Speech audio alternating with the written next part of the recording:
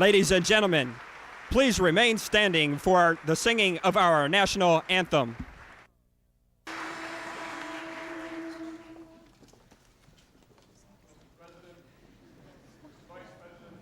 Cabinet,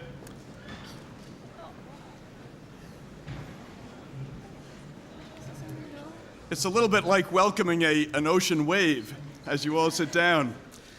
Mr. President, Mr. Vice President, members of the Cabinet, members of Congress, distinguished guests, faculty and students of Georgetown University, good morning and welcome. Since half the United States government or more is here this morning, I want you to know that I've asked several Jesuits to stay in the chapel to pray for your welfare. Georgetown is deeply honored to host the White House Conference on Global Warming. Throughout this day, our President, Vice President, First Lady, Cabinet Secretaries will engage us in their ongoing national dialogue about one of the most significant challenges before us today. We will consider, too, the opportunities inherent in addressing that challenge. As the President and Vice President have noted since the earliest days of their administration, attention to global warming is imperative. We now know that for the first time in the history of our species, we are changing the environment that supports us more quickly than we are acting to adapt to those changes. This knowledge brings with it profound implications. If we continue on this course, we face the prospect of a world that does not foster and sustain life, but perhaps threatens it. As the United Nations Special Session on Environment and Development this summer, the President exhorted us, government, universities, business, labor, citizens, to work together to address this problem. He challenged us to direct the same ingenuity and determination that has made the United States the world's leading nation toward developing the technologies that will conserve energy, renew resources, and dramatically reduce the greenhouse emissions that induce global warming. He has suggested that such efforts can bring both the long-term benefit of preserving our environment and the immediate benefits of creating new jobs and positioning us as the world's leader in an emerging technological enterprise. Georgetown has had firsthand experience with this possibility. We are very proud of our ongoing work with the Department of Transportation's fuel cell bus project, which has resulted in the development of quieter, cleaner, more efficient vehicles.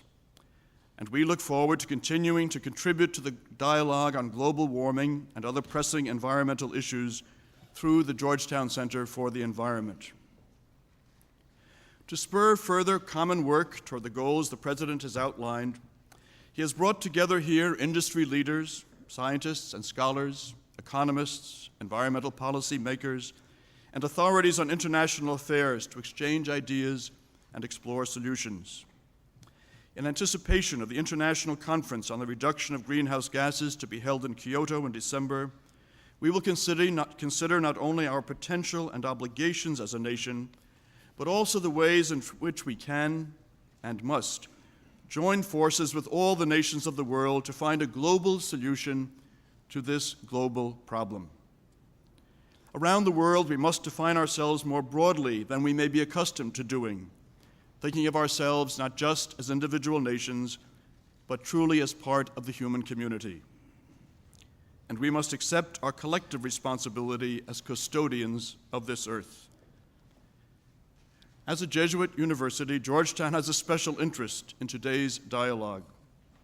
Since the days of Ignatius, Jesuits have sought God in all things, in our fellow human beings and the elements of our existence, in the plants giving us life and the creatures of our fields and forests. As Jesuit poet Gerard Manley Hopkins put it, for us, the world is charged with the grandeur of God. When the Society of Jesus came together at our 34th congregation in 1995, we, of course, renewed our commitment to the promotion of justice as a fundamental part of our mission. In doing so, we thought about some of justice's new dimensions, such as concern for the environment arising from a commitment to preserving the integrity of creation for the generations to come. And so, Mr. President, Mr. Vice President, We are deeply grateful for your remarkable leadership and vision on this issue, and we are delighted that this extraordinary group gathers in this hall today, named after Georgetown's first student, bringing remarkable specialized knowledge and abilities to our shared interest in the well-being of humankind. Welcome again, and it is my great pleasure, ladies and gentlemen, to introduce to you the Vice President of the United States. Thank you very much. Thank you. Thank you. Thank you very much. Thank you very much, ladies and gentlemen. Thank you. And Leo, thank you for your kind words. We're very grateful for the hospitality and for your leadership on so many important matters. And on behalf of the President, who I will present to you in just a moment, I want to acknowledge some of the distinguished guests who are here, and please forgive me in advance for overlooking some, because I look around here and I see that this is an audience filled with distinguished individuals, but I want to start by noting that practically the whole cabinet is here, with the Secretary of State, Madeleine Albright, and the Secretary of the Interior, Bruce Babbitt, Secretary of Agriculture, Dan Glickman, the Secretary of Transportation, Secretary of Energy, Federico Pena, the Secretary of Transportation, Rodney Slater, the Administrator of the Environmental Protection Agency, Carol Browner, the Director of FEMA, James Lee Witt, our UN Ambassador, Bill Richardson. Also, we're joined by the Chair of the Council on Environmental Quality, Katie McGinty, the Head of USAID, Brian Atwood, the President of OPIC, George Munoz, the Head of USIA, Joe Duffy, and others. And some members of Congress who are here include Senator Pat Leahy and Congressman George Miller and Congressman Sam Farr, and there may well be others, and again, I apologize for overlooking anyone. Also, the Chair of the Council of Economic Advisors, Janet Yellen, Jack Gibbons, the President's Science Advisor, Tim Wirth at the State Department, a lot of other individuals who are here, including leaders of environmental organizations and business groups, and many others. Well, it's an honor to open this White House Conference on Climate Change and to welcome such a large and diverse and distinguished group to address the challenge of global climate disruption. I want to begin by thanking President Bill Clinton for conceiving of and hosting this conference, and for his outstanding leadership in shining the public spotlight on the risks of global warming, and for helping focus national and international attention on this growing problem. I'm not the only one who has come to expect this kind of leadership from a person who in the last 5 years has earned the right to be called the environmental president. He has led landmark initiatives to protect the quality of our land and our air and our water and preserve our natural resources, doing it while at the same time launching an American economic renaissance. No future leader of this country will ever again be able to say to America, we have to choose between building the economy and preserving the environment, because this president has proved that you can do both, and that both reinforce each other. And we thank you, Mr. President, for that leadership.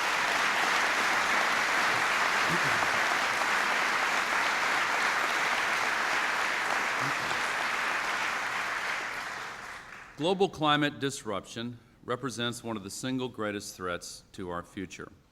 This view, which I've just expressed, is based on a mounting body of data which establishes beyond any reasonable scientific doubt that emissions of greenhouse gases are changing our climate. This morning, you will hear evidence from some of the world's leading scientific experts on the global climate. You will hear also from experts on other important aspects of climate change, who will tell us how technology can help us reduce emissions, how we need to take a global approach, and how various policy options have the potential to affect our economy. My role in these few minutes of welcome is not to summarize or foreshadow their findings, but to set this issue in its appropriate historical context. Those who have dealt with the issue of global climate disruption over the years have had to battle the first obstacle, which is a feeling on the part of many that since the Earth is so large and we're so small, how could we possibly alter the fundamental composition of the global atmosphere? But as the facts come rolling in, it's abundantly obvious that there are new realities we face. We're adding 1 billion new people every 10 years now, at China's worth every decade. That's something fundamentally new in human history. And the powerful new technologies that have come out of the still accelerating scientific and technological revolution have vastly magnified the average ability of each one of those new billions of people to have an impact on the environment. Those technologies have brought us many blessings, but they've also brought some unintended consequences that we didn't think about very much in advance. If the growth in population had not been accompanied by the advances in technology, it might not have changed the fundamental relationship between humankind and the Earth. But these two factors together, coupled with our approach to them, have now really altered the effect that humankind can have on the Earth's environment. And of course, the atmosphere is the most vulnerable part of the Earth's environment because it's so thin, relatively speaking, and we're now able to alter its composition. We cannot turn back, we must look ahead.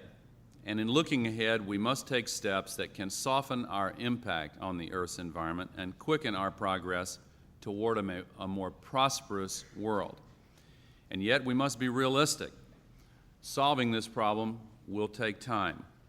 It has been created over a period of time. We're now, of course, accelerating the process by which climate change is being created. But we have to begin to reverse the trends that created the problem, and in doing so recognize that it will take some time. If we ignore the scientific warnings and continue stubbornly on our current course, we'd better begin to prepare what we would like to say to our children and grandchildren.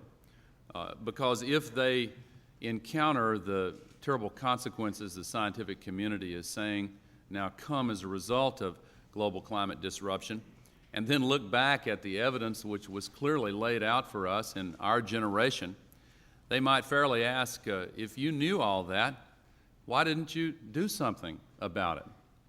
Well, I don't want to hear that question years from now, and we can prevent this by taking the right steps now. Because solving global climate disruption is not only an environmental imperative, it is also an economic imperative. We understand that if we approach the global climate change problem in the wrong way, we could hinder economic growth. We will not do that. We want sustainable growth and the kind of progress that can result from approaching the problem in the right way.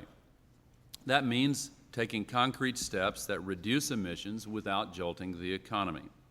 We'll hear today about some different options and ideas, and I'm confident that working together we can find a sensible approach. One of the answers will involve new technologies. Already we're developing and accelerating the use of clean energy.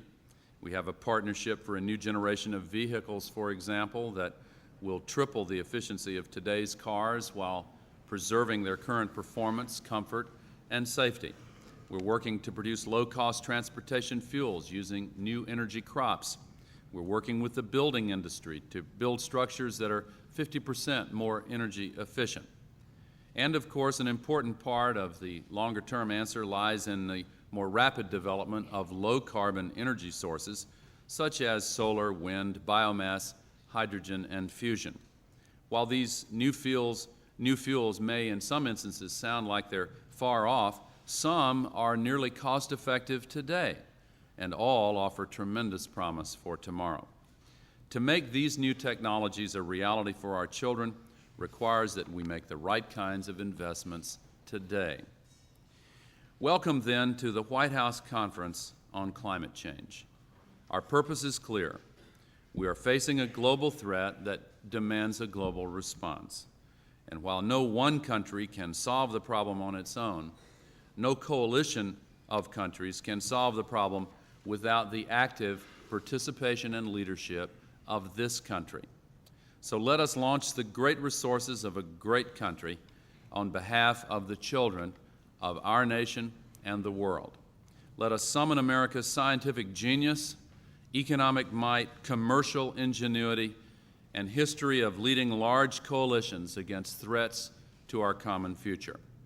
Now is the time to cut back emissions, design 21st century solutions, and begin the steps necessary to return our planet to the stable climate balance that has been enjoyed by our ancestors throughout the entire history of civilization, to preserve the future of life as we know it and as we would like our children to know it. To all of you, thank you for your participation and welcome. And please participate actively throughout the day. And now it is my great pleasure and honor to introduce a friend, someone who stands up and provides leadership when it's most needed, a person whose own optimism, inventiveness, and exuberance has helped to give us an expansive and accurate view of America's options and possibilities. A man committed to a surging economy, a stable climate, and a healthy environment, and a bright future for all of our people, President William Jefferson Clinton.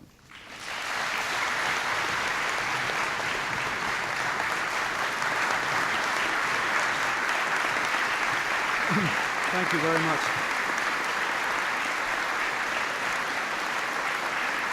Thank you. Thank you very much. Thank you. Thank you very much.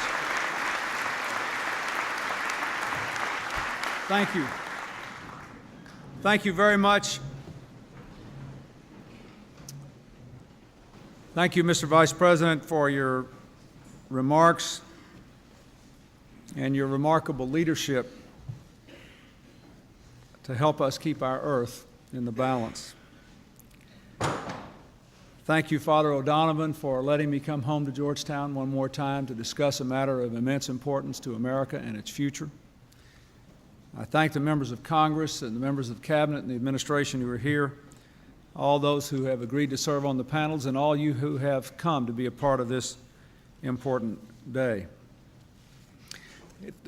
6 years ago, last Friday, I can hardly believe it, but it was 6 years ago last Friday that I announced my intention to run for president, challenging America to embrace and to vigorously pursue a vision of our country for the 21st century, to make the American dream alive for every person responsible enough to work for it, to keep our country the world's strongest force for peace and freedom and prosperity, to bring our people together across all the lines that divide us into one America. Shortly afterward, I came here to Georgetown, to this great hall, to outline specific strategies and new policies to achieve that vision, rooted in our values of opportunity and responsibility, faith and family and community, designed to help Americans seize the opportunities and solve the problems of this new age. It was clear to me that our new direction had to be rooted in some basic guideposts, that we had to be oriented toward the future, not the past, toward change, not the status quo, toward partnership, not division, toward giving all a chance, not just the few, and finally, toward making sure America leads, not follows. We tried to develop a new approach to government where we didn't claim to do everything and we wouldn't tolerate doing nothing, but instead we focused on giving people the tools to make the most of their own lives and creating the conditions that would allow them to succeed. And we had new policies, and the economics policies and trade policies, education policy, crime and welfare, policies toward the working poor, policies to bolster families and help them balance work and child rearing, policies in healthcare and foreign policy, and yes, policies in the environment. In the last 4 years and 8 months, I think it's fair to say that together we have made real progress toward that vision of the 21st century. We stand at the threshold of that century stronger than most people thought was possible back in 1991. With our economy thriving, our social fabric mending, our leadership in the world strong, we have a solid foundation of achievement on which to stand as we take on the remaining challenges to build that bridge to the 21st century. We are back here at Georgetown today because global climate change clearly is one of the most important of those challenges, and also one of the most complex, crossing the disciplines of environmental science, economics, technology, business, politics, international development, and global diplomacy, affecting how we and all others on this planet will live, support our families, grow our food, produce our energy, and realize our dreams in the new century. That's why we put together this White House Conference on Climate Change, bringing together experts and leaders with a wide range of knowledge and a wide range of views. People of goodwill bring to this conference many honest disagreements about the nature of the threat we face and how we should respond. That is healthy in a democracy like ours. My hope is that we will take advantage of this forum to actually talk with each other rather than past each other. For it is our responsibility to work together to achieve two vital and compatible goals: ensuring the continued vitality of our planet and expanding economic growth and opportunity for our people. Despite the complexities of these challenges, we have good reason to be optimistic, beginning with our 220-year record of making all manner of difficult problems solvable, and importantly, a very good record in the last generation of environmental progress. For in the last generation alone, we came together to heed Rachel Carson's warnings and ban DDT and other poisons. We cleaned up rivers so filthy they were catching on fire, phased out lead and gasoline and chemicals that were eating a hole in the ozone layer. We've worked with citizens to conserve the headwaters forests of Northern California, restore the Florida Everglades, protect Yellowstone National Park from the assaults of mining. In each case, proving that environmental stewardship does not have to hamstring economic growth. Indeed, in tackling the difficult task of cutting sulfur dioxide emissions with an innovative system of permit trading, the United States is well ahead of the schedule we set for ourselves and well below the projected costs in cleaning the environment. I believe we can find that same common ground as we address the challenge of climate change. Before we begin our discussion today, I think it's important for me to explain the four principles that will guide my approach to this issue. First, I'm convinced that the science of climate change is real. We'll hear more about this today from our first panel. But for me, the bottom line is that although we do not know everything, what we do know is more than enough to warrant responsible action. The great majority of the world's climate scientists have concluded if we don't cut our emission of greenhouse gases, temperatures will rise and will disrupt the global climate. In fact, most scientists say this process has already begun. I might add that I had nothing to do with scheduling this conference on the day which is predicted to be the hottest October the 6th that we have ever had in Washington, D.C. I know not everyone agrees on how to interpret the scientific conclusions. I know not everyone shares my assessment of the risks, but I think we all have to agree that the potential for serious climate disruption is real. It would clearly be a grave mistake to bury our heads in the sand and pretend the issue will go away.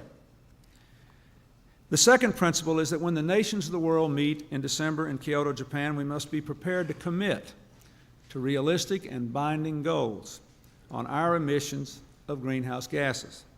With 4% of the world's population, we enjoy more than 20% of the world's wealth, which helps to explain why we also produce more than 20% of the world's greenhouse gases. If we expect other nations to act on the problem, we must show leadership. The third principle is that we must embrace solutions that will allow us to continue to grow our economy as we honor our global responsibilities and our responsibilities to our children. We've worked far too hard to revitalize the American dream, to jeopardize our progress now. Therefore, we must emphasize flexible, market-based approaches. We must work with business and industry to find the right ways to reduce greenhouse gas emissions. We must promote technologies that make energy production and consumption more efficient. There are many people here today from companies that are addressing the climate change in innovative ways, taking steps that will save money for American families even as we reduce the threat of global warming. For example, a number of leading electric utilities, including AEP, Southern Company, Niagara Mohawk, and Northern States Power, are working with homeowners to promote a new technology called GeoExchange, using geothermal pumps to heat and cool homes far more cheaply than traditional systems, while reducing greenhouse gas emissions by 40% or more. Ballard Power and United Technologies are leading pioneers in developing fuel cells that are so clean their only exhaust is distilled water. Right now, Ballard is working with Chrysler, Mercedes-Benz, and Toyota to introduce fuel cells into new cars. Both of these technologies represent the kind of creative solutions that will make our job much easier.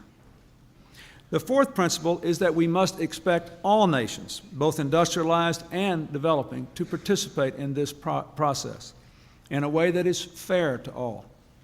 It is encouraging that so many nations in so many parts of the world are developing so rapidly. That is good news for their people, and it is good for America's economic future. But as we've seen right here at home, rising energy demands that accompany economic development traditionally have meant large increases in greenhouse gas emissions. In fact, if current trends continue, emissions from the developing world will likely eclipse those from the developed world in the next few decades. But they have an opportunity to pursue a different future without sacrificing economic growth. The industrialized world alone cannot assume responsibility for reducing emissions. Otherwise, we will wind up with no reduction in emissions within a matter of a few decades. In Kyoto, therefore, we will ask for meaningful but equitable commitments from all nations. Second, we must explore new ways for American businesses to help these rapidly growing countries to meet their developmental needs with cleaner and more efficient energy technologies. Today, I hope we can take a step forward in putting all four of these principles into effect. We have studied this issue long enough to know that there are sensible options for action. It is our job now to pull them together into a coherent plan. Nearly 3 decades ago, when the Apollo astronauts first went to the moon, we gained an entirely new perspective on the global challenge we face today. For looking down on Earth from the vantage point that revealed no political boundaries or divisions, the astronauts had the same chilling sensation. They were simply awestruck by how tiny and fragile our planet is, protected from the harsh void of space by an atmosphere that looked as thin and delicate as the skin of an onion. Every astronaut since has experienced the same insight, and they've even given it a name: the overview effect. It has instilled in each new astronaut a passion to convince people we must work together on Earth's behalf. Rusty Schweikert has said, "You realize that on that little blue and white thing there is everything that means anything to you. All history and music and poetry and art and death and birth and love. All of it on that little spot out there you can cover with your thumb." To the best of my knowledge, only one person here has actually experienced the overview effect firsthand: Dr. Mae Jemison, a former shuttle astronaut and current international development expert who will participate in our third panel discussion this afternoon.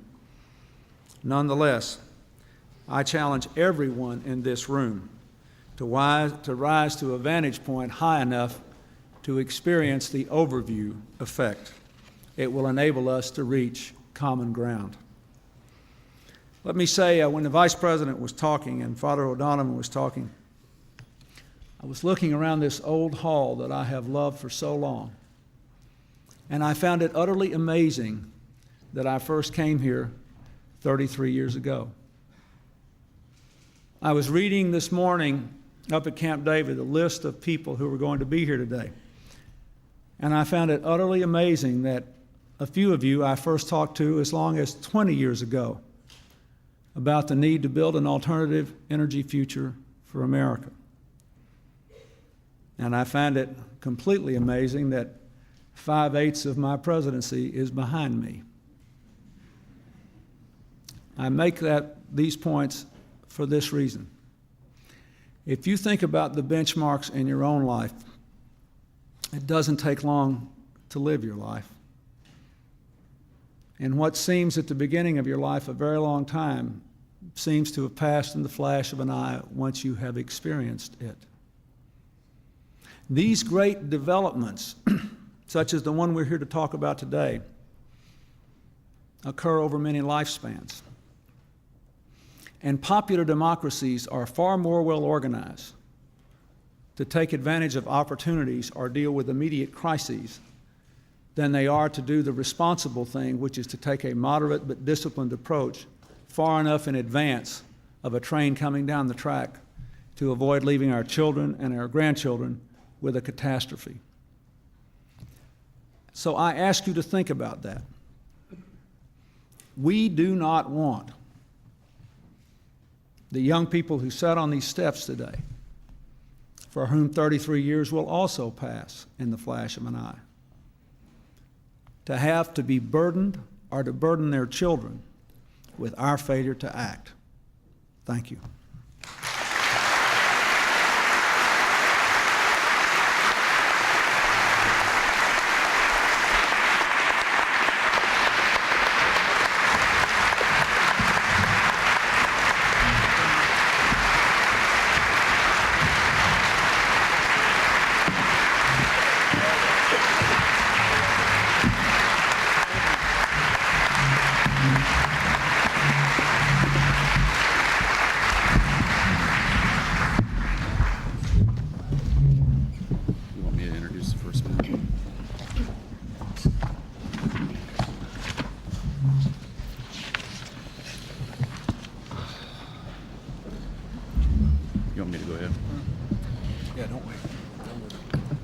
Mr. President, while they're removing the podium, I'm going to go ahead and begin the introduction of this panel.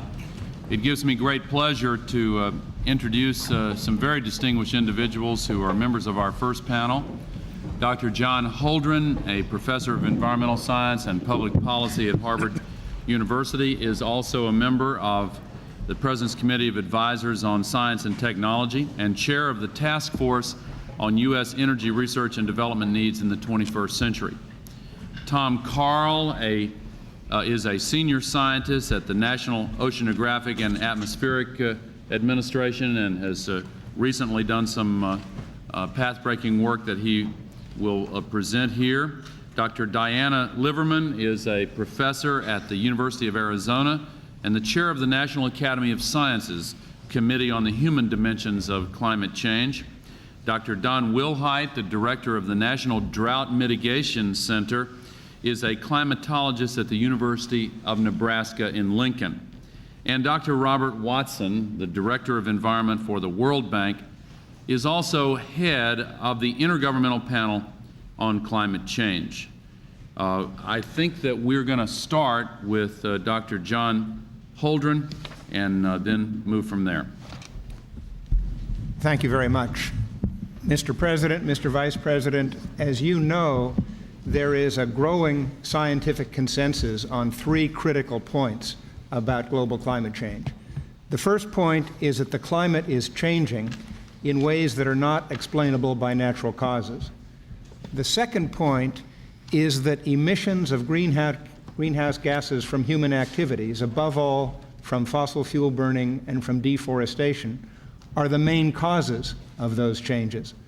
And the third point is that the consequences of those changes in climate in the next century are likely to include significant disruption of human health and well-being over substantial parts of this planet. In talking about the key elements of this scientific consensus this morning, I'm going to rely rather heavily on the findings of the Intergovernmental Panel on Climate Change, which has been mentioned a couple times here this morning. It's the international body that has drawn on the expertise of some 2,000 of the world's leading analysts of these matters to develop authoritative assessments to serve as the basis for decision-making by policymakers and governments about how to react to this problem. Dr. Bob Watson, who, as the Vice President just mentioned, is the head of the IPCC, will say a little more about it later this morning. The problem we're dealing with, of course, is the problem that is popularly called global warming, because it does entail raising the average temperature of the Earth's surface. It also entails a lot more than that, as we're going to talk about, but the place to start in discussing it is with why the Earth's temperature is what it is. It turns out that just a few gases, which are naturally present in the Earth's atmosphere in quite small concentrations, are responsible for keeping the surface of the Earth about 60 degrees Fahrenheit warmer than it would otherwise be.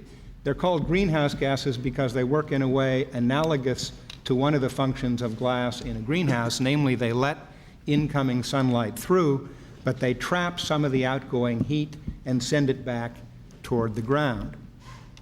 The largest contributors to that natural greenhouse effect are water vapor, carbon dioxide, methane, and nitrous oxide. And without those trace greenhouse gases in the atmosphere, the Earth would in fact be too cold for life as we know it.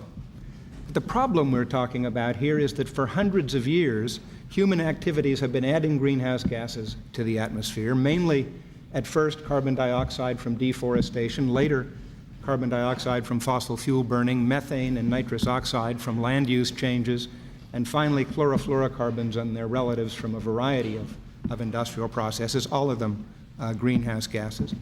And in the last century in particular, the huge growth of fossil fuel use as a result of industrialization has been the main factor, the main driver in lifting the carbon dioxide content of the atmosphere to about 30% above its pre-industrial value. The concentrations of the other greenhouse gases have also been growing in this period. On the other hand, the atmospheric concentrations of particles put there by human activities have also been increasing. Those extra particles in the atmosphere screen out some sunlight. They help form clouds that screen out even more, and so they've partly offset the warming effect of the greenhouse gas additions. But all in all, the net man-made addition to the greenhouse effect from all of the greenhouse gases combined, minus the effect of the particles, is about what it would be from the carbon dioxide additions alone. And that's enough to cause changes in climate that have started to become measurable and that threaten to grow in the future to levels that are highly disruptive of human well-being. Now, up until now, the industrialized countries have accounted for most of the human additions of greenhouse gases to the atmosphere. The United States, with about 4% of the world's population, has been responsible for more than 25% of the emissions of greenhouse gases into the atmosphere over the last 45 years. The less developed countries altogether, with about 80% of the population, have been responsible for less than 25%, that is less than the United States alone, of the greenhouse gas emissions into the atmosphere over that period. Their per capita emissions are typically 1/10 or less the per capita emissions of carbon dioxide in the industrialized nations like the United States. But 90% of the world's population growth over the next several decades is expected to occur in the less developed countries, and much of the economic growth over that period is expected to grow there too, and that means that their greenhouse gas emissions, along with the fossil fuel use that they plan to use to drive much of that economic growth, are going to go up. In fact, over the next century, under business as usual, we would expect the emissions from the less developed countries to pass those of the industrial nations around 2030 or 2035, as this particular graphic shows. Although it is important to note that their per capita emissions at the time they pass us will still be only about 1/6 of ours, and that it will take a considerable time thereafter before their cumulative contributions to the atmospheric buildup of these gases equal ours. Now, over the last 100 years, while atmospheric carbon dioxide has been increasing, so has the Earth's temperature. the mean global air surface temperature on the planet has increased by about 1 degree Fahrenheit over this period. The surface temperature of this century is as warm or warmer than in any century since 1400, and the last 2 decades of this century have been the warmest ones in the century. 11 of the hottest years in the last 100 years have occurred since 1980, and 1995 was the hottest single year on record. Those temperature changes have been greater at high latitudes than near the equator. Ocean surface temperatures have increased along with air temperatures over land.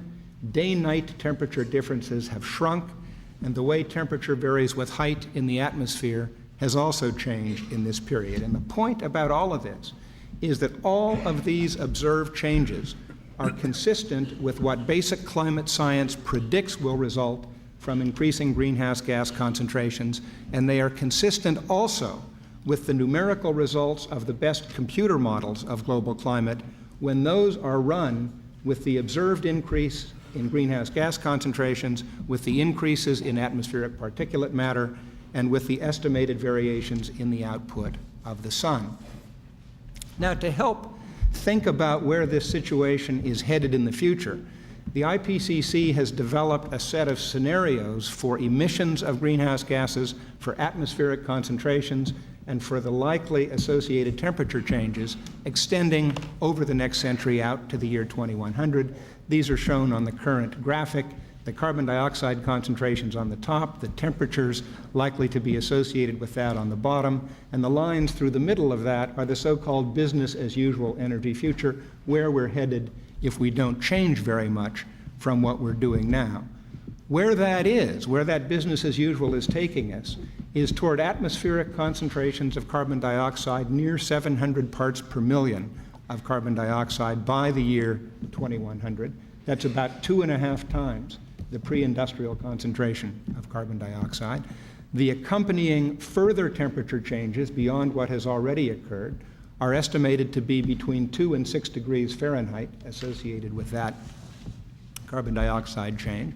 And as I mentioned before, those temperature increases would not be uniform. Because higher latitudes will warm more than the equatorial regions, the United States would face a warming in 2100 and after of 5 to 10 degrees Fahrenheit on the average. Now, let me put this in perspective by showing one of the Vice President's favorite graphics, which shows carbon dioxide and temperature changes over the last 160,000 years based on analysis of air bubbles trapped in ice cores in the Antarctic ice. What you see when you look at this picture is that today's atmospheric carbon dioxide concentrations are already well outside the range of natural variations that occurred over the preceding 160,000 years. And by 2100, under business as usual, we'll reach carbon dioxide concentrations that haven't been seen on this planet in the last 50 million years.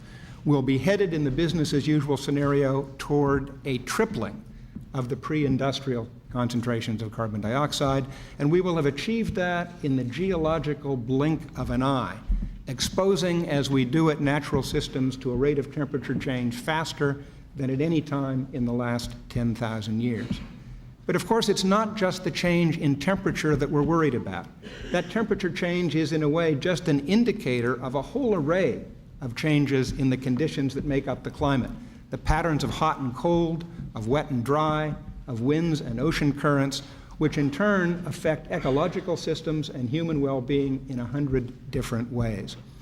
Particularly important in that is that global warming causes the planet's cycle of evaporation and precipitation, the so-called hydrologic cycle, to speed up. More heat means more evaporation, which means more water going into the atmosphere and therefore more water coming out as rain and snow. But the greater evaporation and earlier snowmelt that go with warming can also mean, almost paradoxically, reduced soil moisture and less water availability in the growing season in regions where that's already a problem. Warming will also cause sea level to rise, mostly from the thermal expansion of ocean water, but some from melting of the Antarctic and Greenland ice sheets and from mountain glaciers. And that melting process, by the way, is expected to continue for centuries, even after the atmospheric concentration of carbon dioxide stabilizes. Now, sea level has increased from 4 to 10 inches in the last 100 years. It's expected to increase by another 6 to 40 inches in the next 100 years.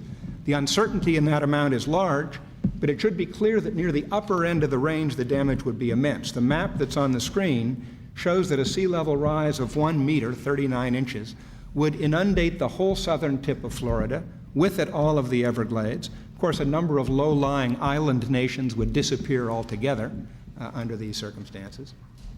It's just clear that these kinds of changes in climate could in fact damage human well-being in a very wide variety of ways. Increased deaths from heat stress on hot summer days and nights could be expected, along with even bigger impacts on human health from expanded geographic range of vector-borne diseases like malaria and yellow fever. Many regions would experience more frequent and more damaging floods and drought. With large efforts to adapt agriculture, world food production might be maintained overall, but reductions in parts of the tropics and subtropics where food production is already inadequate are likely. The impacts are also likely to include increased damage to coastal property by storms as a result of the increase in sea level, as well as the inundation of low-lying wetlands like the Everglades, and shifts in the ecological life zones that determine at what latitudes and altitudes different kinds of plants can flourish are going to affect forestry and tourism in a great many different places. You'll hear more about all of these impacts shortly from Drs. Carl, Liverman, and Wilhite. Now, it's important to point out that most of the studies of these potential impacts of global warming have focused for purposes of comparability on the consequences just of doubling the pre-industrial concentrations of carbon dioxide. But as we've already seen, at anything like business as usual, we're not going to stop at a doubling. Quite possibly the concentration will go to triple or even quadruple the pre-industrial levels. To help decide whether to take action to get off of that business as usual emissions path, scientists need to look more carefully, and citizens and policymakers need to think more about the impacts that would be likely at those higher concentrations. In this spirit, I want to close by showing you two computer model projections of the evolution of temperature over the next few centuries under twofold and fourfold increases in the pre-industrial carbon dioxide concentration. The first one that's being shown now is for a doubled carbon dioxide concentration. The greenish colors denote increases of less than 5 degrees Fahrenheit, the yellow colors from 5 to 10 degrees Fahrenheit, the oranges and reds from 10 to 20 degrees Fahrenheit. You can see in the picture how the warming is greatest at the high latitudes, but the whole United States is in the 5 to 10 degree increase range in this doubling scenario. Now, the next clip, which is showing now, is of a world with 4 times the pre-industrial carbon dioxide level. Now the whole globe is getting yellow and orange, with increases of more than 15 degrees Fahrenheit over most of the United States, and a new brown color that denotes increases of more than 25 degrees Fahrenheit showing up over the Arctic. Soil moisture deficits in the growing season would be in the range of 30 to 50% for this fourfold CO2 increase compared to 10 to 30% in the doubled CO2 case. Now, Mr. President, Mr. Vice President, I submit that avoiding climate changes of this magnitude is clearly in our national interest. We'll go to the next time and you follow up. Before calling on Tom Carl, let me just ask one brief question. You talked about the figure of 700 parts per million in CO2 concentrations. A doubling of the pre-industrial level would be 550. That would be correct? 550, and we're going to talk more about that as the morning goes on. Well, somebody said that under the current projections we'll reach 550 between 2040 and 2060. Is that correct? Yeah, we'll show all those curves. Okay, all right, That's, all right. That's the ballpark where we're headed under business as usual, absolutely. All right. Well, the reason I ask that is, you know, I've got a different category of things for things that happen in what I hope will be my lifetime. And in any event, Tom Carl. Tom Carl is a senior scientist with NOAA and has studied precipitation patterns worldwide. What evidence is there that changes are taking place, Dr. Carl? Thank you, Mr. Vice President. We've prepared a number of charts to help guide us in our explanation of these changes. On the first chart, we see what's happened to precipitation over the course of the 20th century across much of the globe. And in this particular chart, you see a number of different colored dots. The blue dots represent increases of precipitation, and the yellow dots or orange dots reflect decreases of precipitation. And what you'll notice is a pattern of change where the mid and high latitudes have increased their precipitation, and the subtropics and tropics have actually decreased their precipitation. Now, the size of these changes are up to and exceeding 50%. That is, 50% more precipitation now falls in the mid and high latitudes than did earlier in the century. Seasonally, we're finding more precipitation occurring in mid and high latitudes in the cold part of the year. Now, what does this mean actually in terms of snow? We actually find that snow in the high latitudes, where it's already cold enough to snow, is also increasing, despite the fact that temperatures have warmed. Now, all these changes are consistent with model projections that we anticipate to occur with increased global temperatures. Now, the changes that we've already seen have already produced a number of important impacts, and I'll just highlight a few for you. For example, in 1996, China experienced some devastating floods. 20 million people were affected, 2 million people were homeless. Costs were estimated to exceed $20 billion. Just in the past 5 years in Europe, we've had a number of catastrophic floods, 5 catastrophic floods in the last 5 years. And of course, here in North America, a few of us can forget the the floods in northern plains, the Ohio River Valley floods, the floods we experienced in the Pacific Northwest. Now, worldwide, in the last 2 decades, we've had 10 times the number of catastrophic floods than we had the previous 2 decades. So clearly, these changes we're seeing are having an impact. And if we bring it a little closer to home, we have another chart similar to this dot chart for the globe, showing changes of precipitation that have occurred in the U.S. And on average, we've had a 5 to 10% increase in precipitation over the course of the 20th century, but this is significantly greater in some areas because the increase has not been uniform. Actually, there's some areas that have a small decrease. Now, this 5 to 10% increase in precipitation may not seem like much, but that's equivalent to about the annual discharge of water out of the mouth of the Mississippi River every year. That's a lot of water. And again, these have had important impacts. In the 1980s, we had record levels along the Great Lakes. The Great Salt Lake exceeded its bank in the 1980s. The 1990s, in addition to the events that I just mentioned a minute ago, we had the Mississippi River Valley floods. In October of '94, Texas was inundated by floodwaters. California in the winter of '95, again, a tremendous number of flooding had taken place. But this is really only half the story. On the next view graph, we try and articulate our understanding of what happens when we have this excess energy at the surface of the Earth because of the greenhouse effect.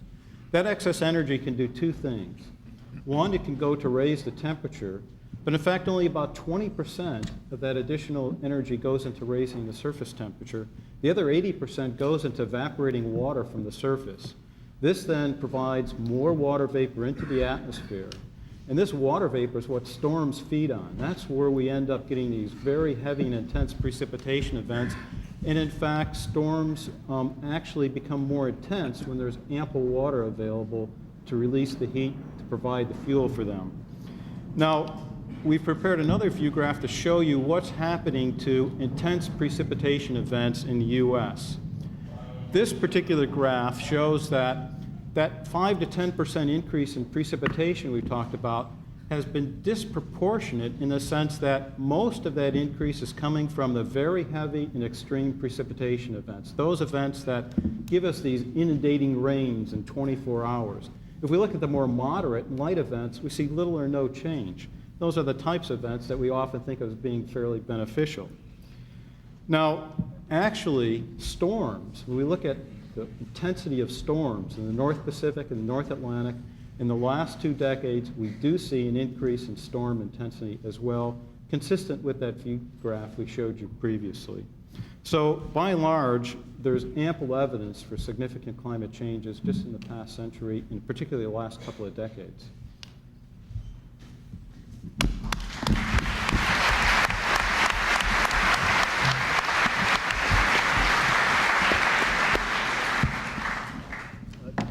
Dr. Liverman, I wonder if you would like to say a little more about how climate change is now or is likely to affect average Americans.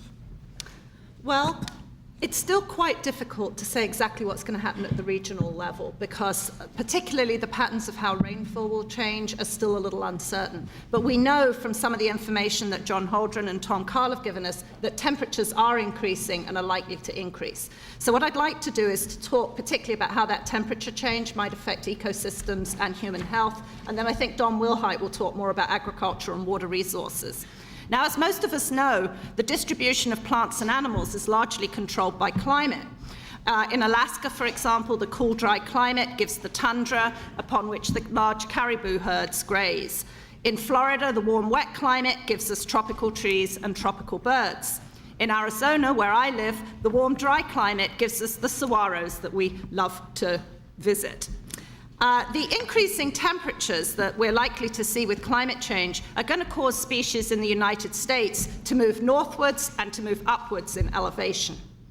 Let's take the example of the sugar maples, and I have a couple of graphics here to illustrate it.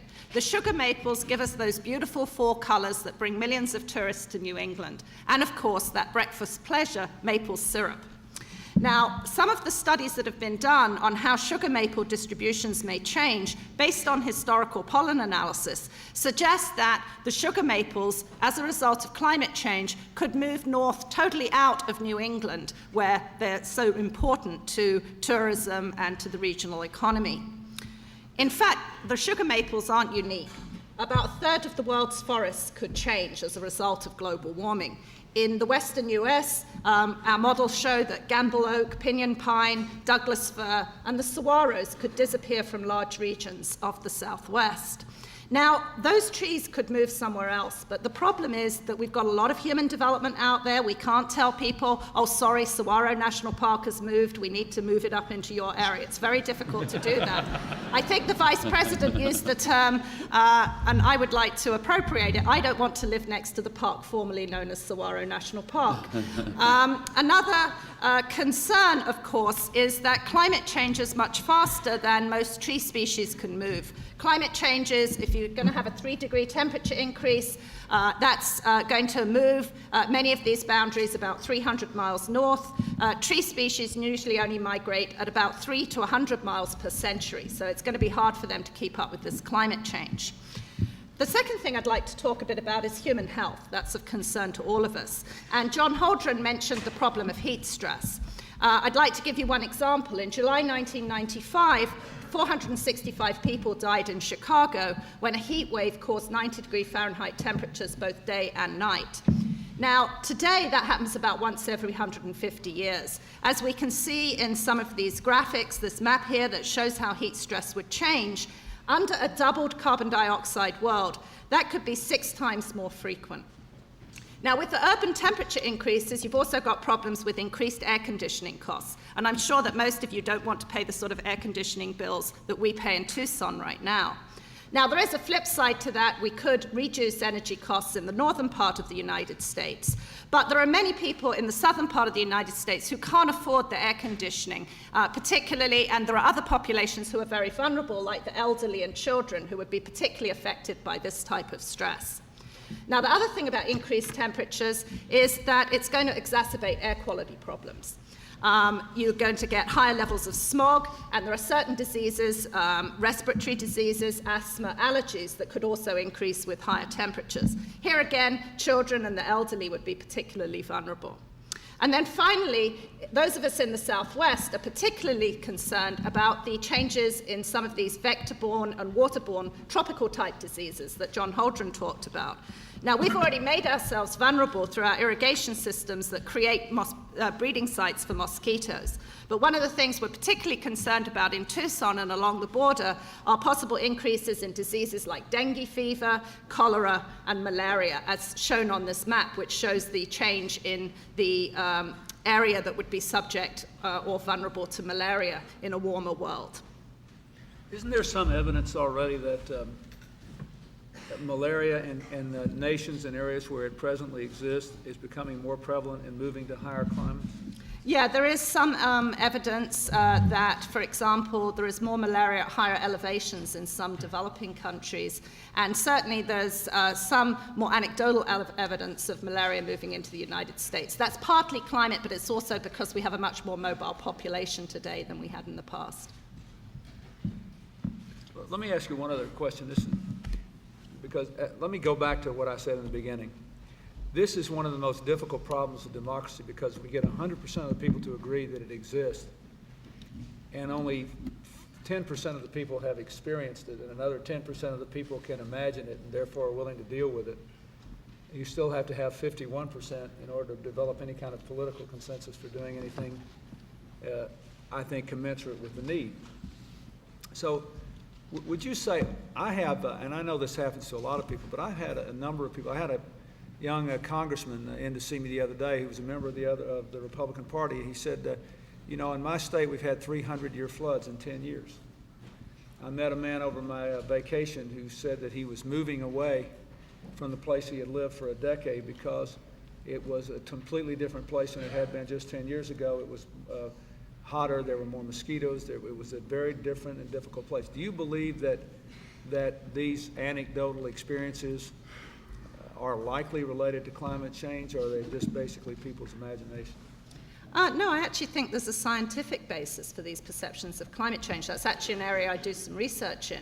And we've done very carefully structured scientific surveys of farmers and of city dwellers that show that many people do believe that the climate is changing, whether it's a farmer in Mexico or a resident of Los Angeles. We have a lot of studies where people do believe it's changing, and in many cases it correlates with the type of observed temperature changes that Tom Carl talks about. So my feeling from my own work interviewing people is that many people in this country do think that the climate is changing and are concerned about it.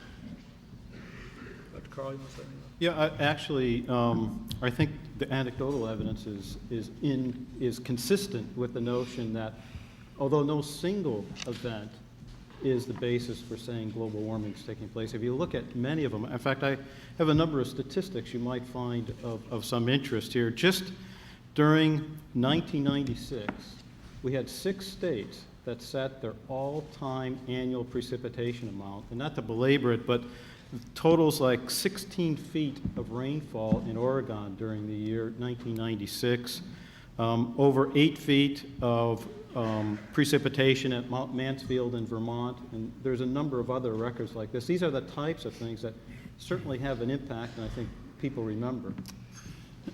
If I could add a word to this, I noted earlier James Lee Witt, who's head of FEMA, is here. He and I have gone out, as he and the President have gone out frequently to the sites of these disasters, and the budget for the consequences of the flooding events and the other disaster events as well, it now reaches an average of $1 billion a week in the United States.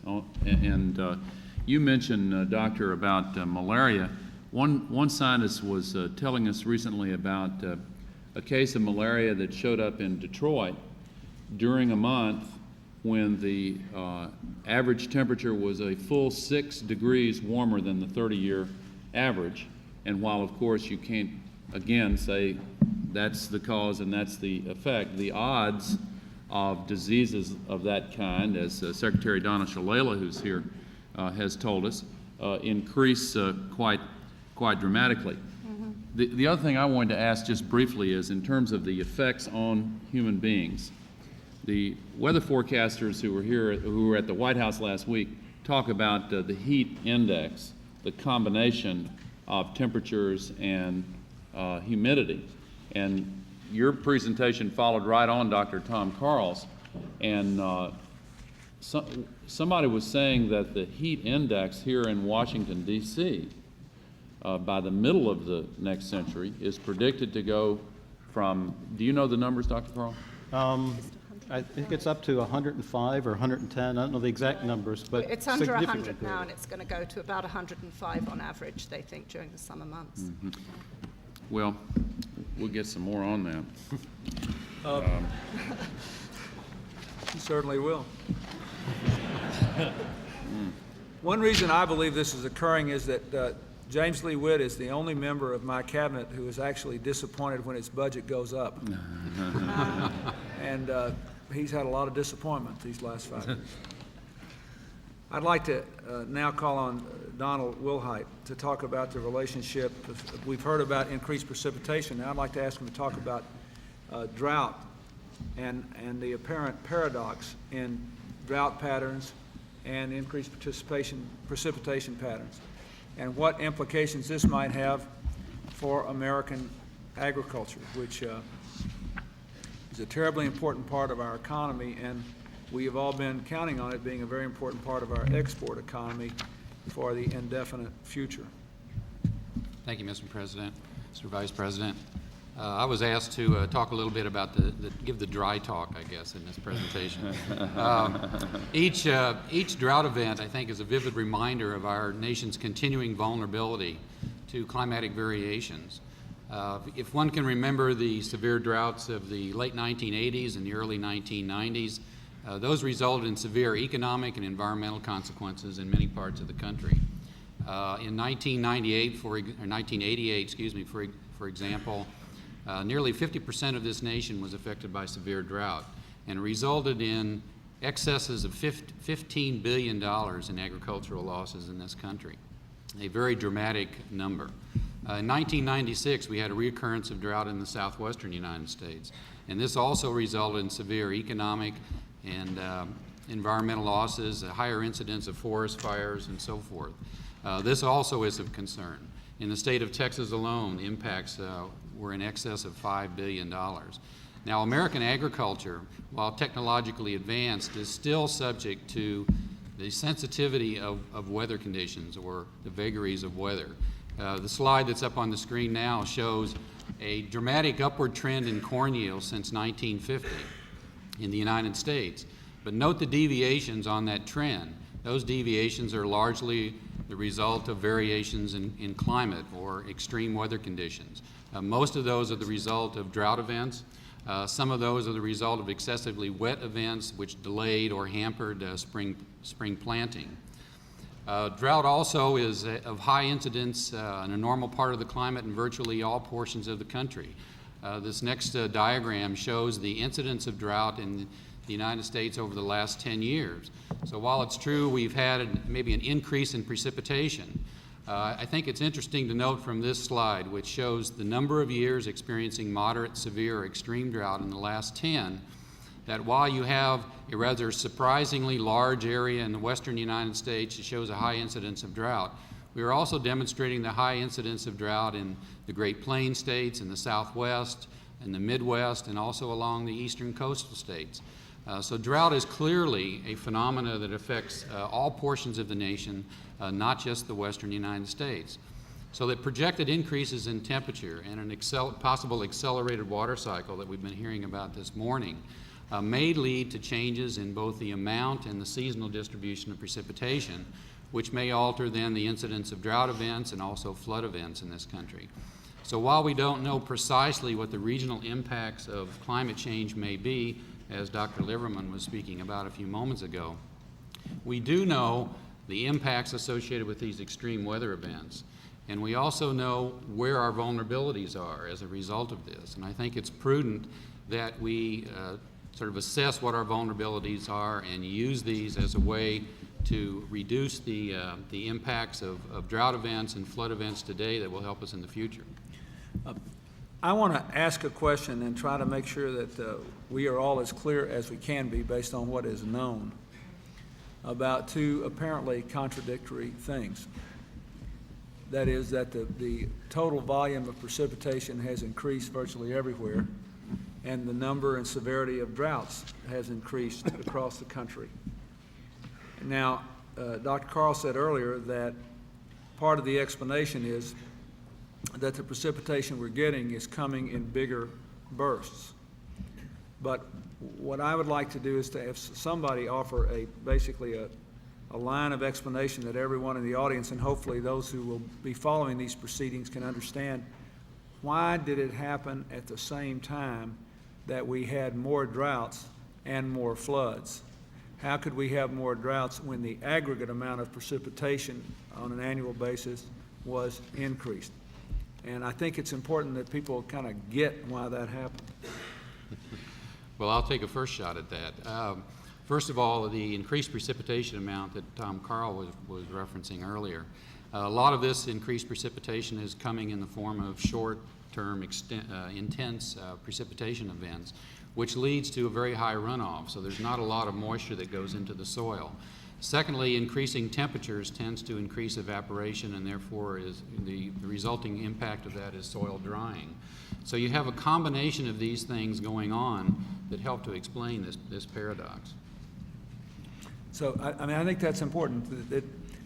When the temperature is warm, they dry the soil and create the conditions for the floods simultaneously. That's correct. So that and because these floods don't wash away the soil rather than sink down into the soil, you get very little benefit out of them. Sure. And farmers lose a lot of topsoil. Right. Sure. Exactly. Well, thank you very much. And now we'll move to Dr. Robert Watson, who is the chair of the leading international scientific body on the science of climate change. Dr. Watson, how do you respond to those who say this is not a real problem?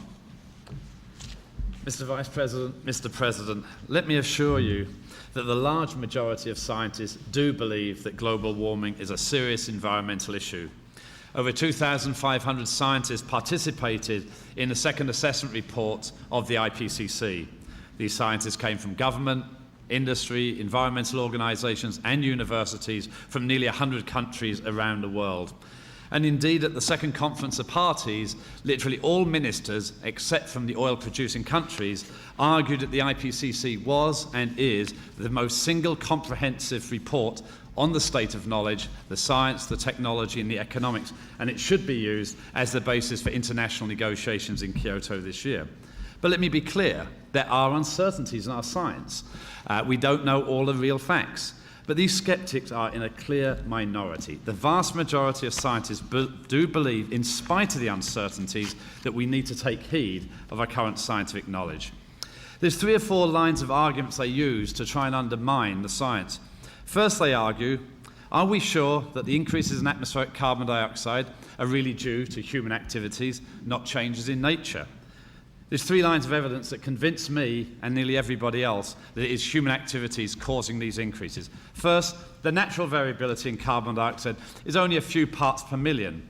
Since the pre-industrial revolution, we've seen an increase of 80 parts per million, way outside any natural variability. Secondly, the atmospheric concentrations have gone up absolutely at the same time that we've started to emit these large amounts of carbon dioxide from deforestation and from the burning of fossil fuels, coal, oil, and gas. And thirdly, when you burn fossil fuels, they have a special fingerprint called the isotopic ratio. We've actually looked at this fingerprint in the atmosphere, and we can show quite definitively that the increase in carbon dioxide is not due to a change in natural variability, but due to burning fossil fuels.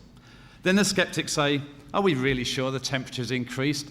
Isn't our data record contaminated by the so-called urban heat island effect? The answer is no. We've measured temperatures 3 ways: the air above the land, the air above the ocean, and the surface water of the ocean. All 3 data sets show exactly the same trend. There's no way all 3 data sets could be equally contaminated. The skeptics then argue that in the last 18 years we've got a satellite data record, clearly the best thing around, but it doesn't show a significant increase. What we've got to recognize is the satellite data measures the temperature of the atmosphere from 5,000 feet to 30,000 feet above the Earth's surface. It doesn't measure it where we live on the Earth's surface. And the atmospheric temperature is very sensitive to ozone depletion, which is caused by human activities, and natural phenomena such as volcanic activity and changes such as El Nino.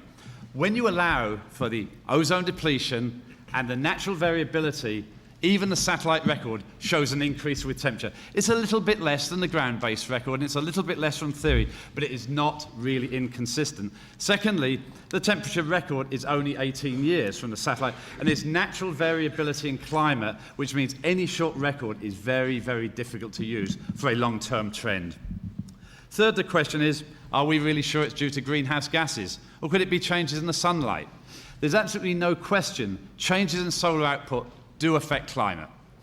But we have very, very few measurements that directly measure the output of the sun. We have satellite records from 1979. They show a very, very small variation in solar output, correspondingly a very small variation in climate. The indirect measurements over the last 100 years or so are indirect. In IPCC, we try to allow for the change in solar output and how it affected the Earth's climate. We do believe the Earth's climate has been affected by change in solar output, but only a few % of the observed change can be attributed to solar output. The large majority must be effectively attributed to greenhouse gases. And in fact, if it's the warming effect of the sun that affects the Earth's climate, greenhouse gases have exactly the same effect. They warm the Earth by a small change in the heat content. Hence, if the sun can warm the atmosphere, so can effectively greenhouse gases. Lastly, Mr. President, Mr. Vice President, many people say our general circulation models are not very accurate and they're not very reliable. They are right, we have uncertainties. Let me make it absolutely clear, we do not know everything. But at the same time, these models simulate most of the large-scale effects that we see. In fact, when we look at the observational record for the last 100 years and we look at what theory shows, when you take into account both the increases of the greenhouse gases and the increases of the aerosols, there's a very good correspondence between the observed temperatures and the predicted temperatures. The changes in rainfall that Tom Carl said are also consistent between theory and observation. The other way of saying it is, we cannot explain the observed changes on natural variability alone. We have to induce human effects. So, Mr. Vice President, Mr. President, I believe that while the skeptics are right in saying there are uncertainties, there's a lot we do know, and the large majority of scientists do believe this is a very serious environmental issue. Let me ask you a follow-up question, and perhaps someone else would like to answer, but I think it's important, again, and forgive for those of you in the audience that know a lot more about this than I do, you'll have to forgive me, but I'm also trying to imagine how this is going to be absorbed by our nation and by people who will be following this. It appears that we are headed into a powerful El Nino. And I wonder if one of you would just simply, very briefly, explain what that is and whether you believe there is a link between the power of the El Nino and climate change. Yes, every 2 to 7 years we have a phenomenon called the El Nino phenomena. The ocean temperatures of South America in the Pacific warm up, and they effectively have a large-scale effect on temperature patterns and precipitation patterns throughout the world. You get heavy rainfall in Peru, a drought in northeast Brazil, a drought in Zimbabwe, and major effects in countries such as Australia. One of the questions we have to ask ourselves is, are these El Nino events changing? What we've observed in the last 20 years is we've now had the largest or most intense El Nino in 1982, and it's looking like the one we have now may well be the most intense of the last 200 years. The question is, are we changing the frequency and the magnitude of these so-called El Nino events because of global warming? We don't know, but just like there are more floods at the moment and more droughts throughout the world, it is interesting to note that as the greenhouse gas concentrations are increasing, it does appear that the frequency and magnitude of these El Nino events also seems to be changing, and they have profound effects, as I said earlier, both on temperature and precipitation, truly around the globe. I'd just like to comment on your remarks concerning the skeptics. I personally believe we've had experience with a form of skepticism that I think is similar to this before. In 1964, the scientific community, through the Surgeon General's report, said that smoking cigarettes causes lung cancer. And for the last 35 3 years, up until this summer, the CEOs of the tobacco companies said with a straight face and seemingly no embarrassment, there is no link between smoking cigarettes and lung cancer. Some scientists say even today the exact causal relationship is very difficult to pin down because science can't answer all of the questions, but it's abundantly obvious that it does, and the President's been leading our country's fight on that issue, and thank goodness eventually the weight of opinion got to be such that most everybody except this very, very tiny band became embarrassed to parrot that line anymore. And I think that the weight of evidence here is in the same category. We've got to wrap up the first panel and get on to the next one, but I'd like to ask, I think I'd like to ask John, you to respond to this. If anyone else wishes to, you're welcome to. I think there's a more sophisticated question to be asked because although the Vice President's right, there still are some people who claim that this scientific case that I have been completely persuaded by has not been made. I think the more difficult argument, John, goes something like this. Look, you put all this stuff in the atmosphere and it stays there for 100 years at least and maybe longer. And so what's the hurry? And in a democracy, it's very hard to artificially impose things on people they can't tangibly feel. And so why shouldn't we just keep on rocking along with the kind of technological progress we're making now until there really is both better scientific information and completely painless technological fixes that are apparent to all?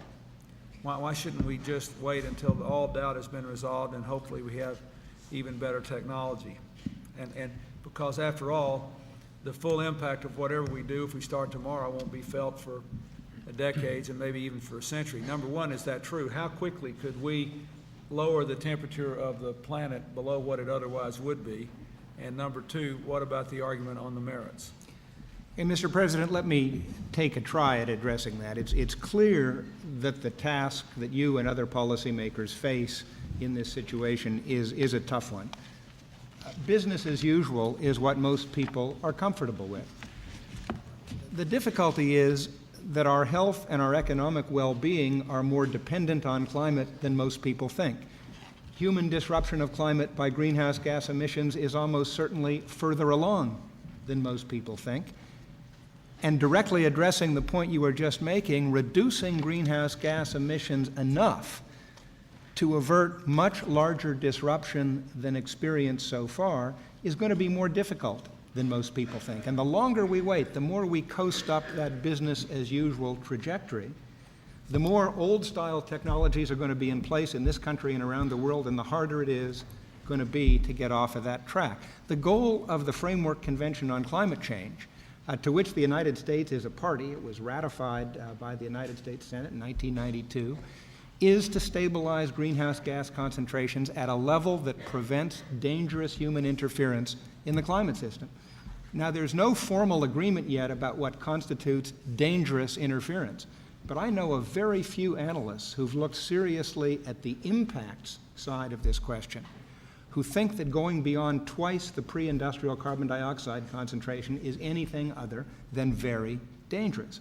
That would be about 550 parts per million, compared to 365 parts per million today, 280 pre-industrial. And you saw earlier a simulation of the considerable temperature changes that would entail. Now, the problem is that stopping even at that 550 part per million level, twice pre-industrial, is not going to be easy. The curves that are on the screen now show future world emissions of carbon dioxide under business as usual, which is the reddish line at the top, and then under three trajectories that would stabilize the concentration at levels ranging from 350 parts per million on the bottom, a little less than today's, to 750 on the top of the line, the highest of the lines that bend over, another orange one. The green one in the middle is the 550 part per million trajectory, the trajectory that stabilizes at twice pre-industrial CO2. Now, that lowest trajectory might be the most desirable from the standpoint of giving us the greatest assurance of avoiding climatic changes that we really won't like, but it's virtually not practical to get to that. And we're already past the point where we can get to that trajectory. In fact, if you could see the scale more clearly, you would see that that one requires emissions to go negative early in the next century, which is particularly difficult to manage. Now, the green trajectory that stabilizes at a doubling of pre-industrial carbon dioxide concentrations requires that global emissions, not US, but worldwide, including the developing countries, start to decline already in about the year 2030, and they do that from a peak in which average per capita emissions worldwide would be only 1/5 of US per capita emissions today. That's going to be very hard to do, and if we're going to do it, we need to start working on it today. The problem, basically, is that the world energy economic system is a lot like a supertanker under full power. It's got huge momentum in the direction it's heading. It's very hard to steer. It's got very bad brakes. The science that has been summarized here this morning is telling us that the supertanker's headed for a reef. We can tell the water's getting shallower under the hull, even if we can't say exactly how far we can go before the reef rips the bottom out of that tanker. Now, in that situation, full speed ahead is clearly the wrong course. We need to start slowing and steering away from the reef of unmanageable degrees of climate change now. And since we're all in the same supertanker, industrialized and less developed countries together, we'd better find ways to slow and to steer cooperatively rather than bickering over who's holding the wheel. We've got a lot of tools available to help us with that steering effort. There are advanced technologies already on the shelf that can help us dramatically increase the efficiency of energy end use and can reduce sharply the emissions of carbon dioxide from energy supply. We need only some sensible attention to reducing the barriers to the more rapid and widespread diffusion of those advanced technologies already on the shelf. And there are new technologies that could be brought to the point of applicability with expanded research and development that would make increased energy efficiency and reduced carbon emissions even more cost effective. But now I'm basically getting into parts of the story that other panels are going to deal with later today, and I'll leave that to them. But I do want to make the following points. Number one, we can't get to the green line unless there is a global agreement that involves both the developing and the developed countries. Number two, however, that's not an excuse for us to do nothing, because if we do something, it'll be better than it would have been otherwise, because we're still the biggest contributor and will be until sometime well into the next century. And number three, based on everything we know, it will be easier in some ways, particularly if they get the financial help they need, for developing countries to choose a different energy future in the first place than it will be for the developed countries to make the adjustments, which is not to say we don't have to make the adjustments, but to say that I have read a lot of the press coverage and people saying, oh, well, we're just using this for an excuse, or we're not being fair to them, or we don't want them to have a chance to grow. That is not true. The United States cannot maintain and enhance its own standard of living unless the developing nations grow and grow rapidly. We support that, but they can choose a different energy future. And that has to be a part of this, but it's not an excuse for us to do nothing, because whatever we do, we're going to make it better for ourselves and for the rest of the world than it otherwise would have been. But I think it's important to point out what John showed us there on the green line. The green line it requires, to reach the green line, we have to have a worldwide action plan. And Mr. President, if you'll allow me to offer a footnote to that, another lesson that I heard from Dr. Holdren's presentation is that not only does the agreement have to include the developing countries in some way, along with the developed nations, but also if we wait before we start, then we will lose the opportunity to hit that green line for another century or more. And so time is of the essence. Mr. President, they've asked me to announce that that's the close of panel one, and we're going to stay here while the second panel members come here. But ladies and gentlemen, if you would please join the President and me in expressing thanks to the members of this first panel.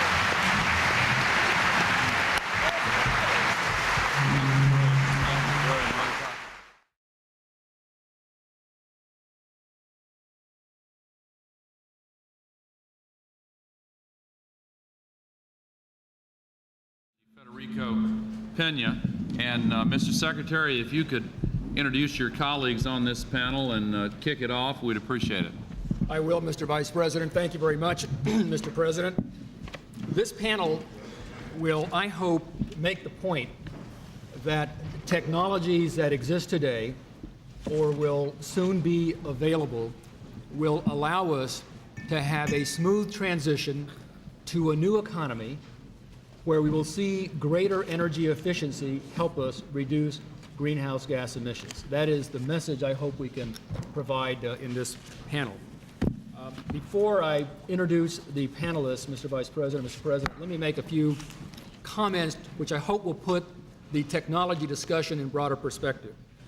Mr. President, a couple of weeks ago, your science advisors, the PCAST Council, issued a report to you making it very clear that we need to invest more in research and development in the area of energy. And it was interesting that Dr. Holdren, who was in the first panel, chaired that committee for you.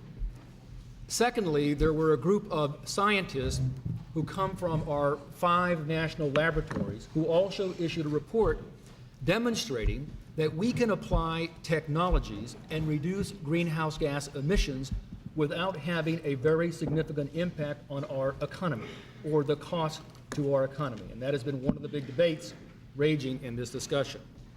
Let me put this discussion in context by first referencing chart number 1, which is now on the screen. There. If you look at the sources of greenhouse gas emissions, this chart demonstrates that about 1/3 of the carbon dioxide emissions come from buildings. And by buildings, I mean commercial buildings, homes, apartment complexes. About 1/3 comes from transportation, and I'll talk about that momentarily. And about 1/3 comes from industry. If you consider, as the Vice President said in his opening remarks, that it is fossil fuels which produce energy which are largely the reason for greenhouse gas emissions, we can understand why it is that power plants that produce electricity account for so much of greenhouse gas emissions, particularly when coal or natural gas in some cases is being used.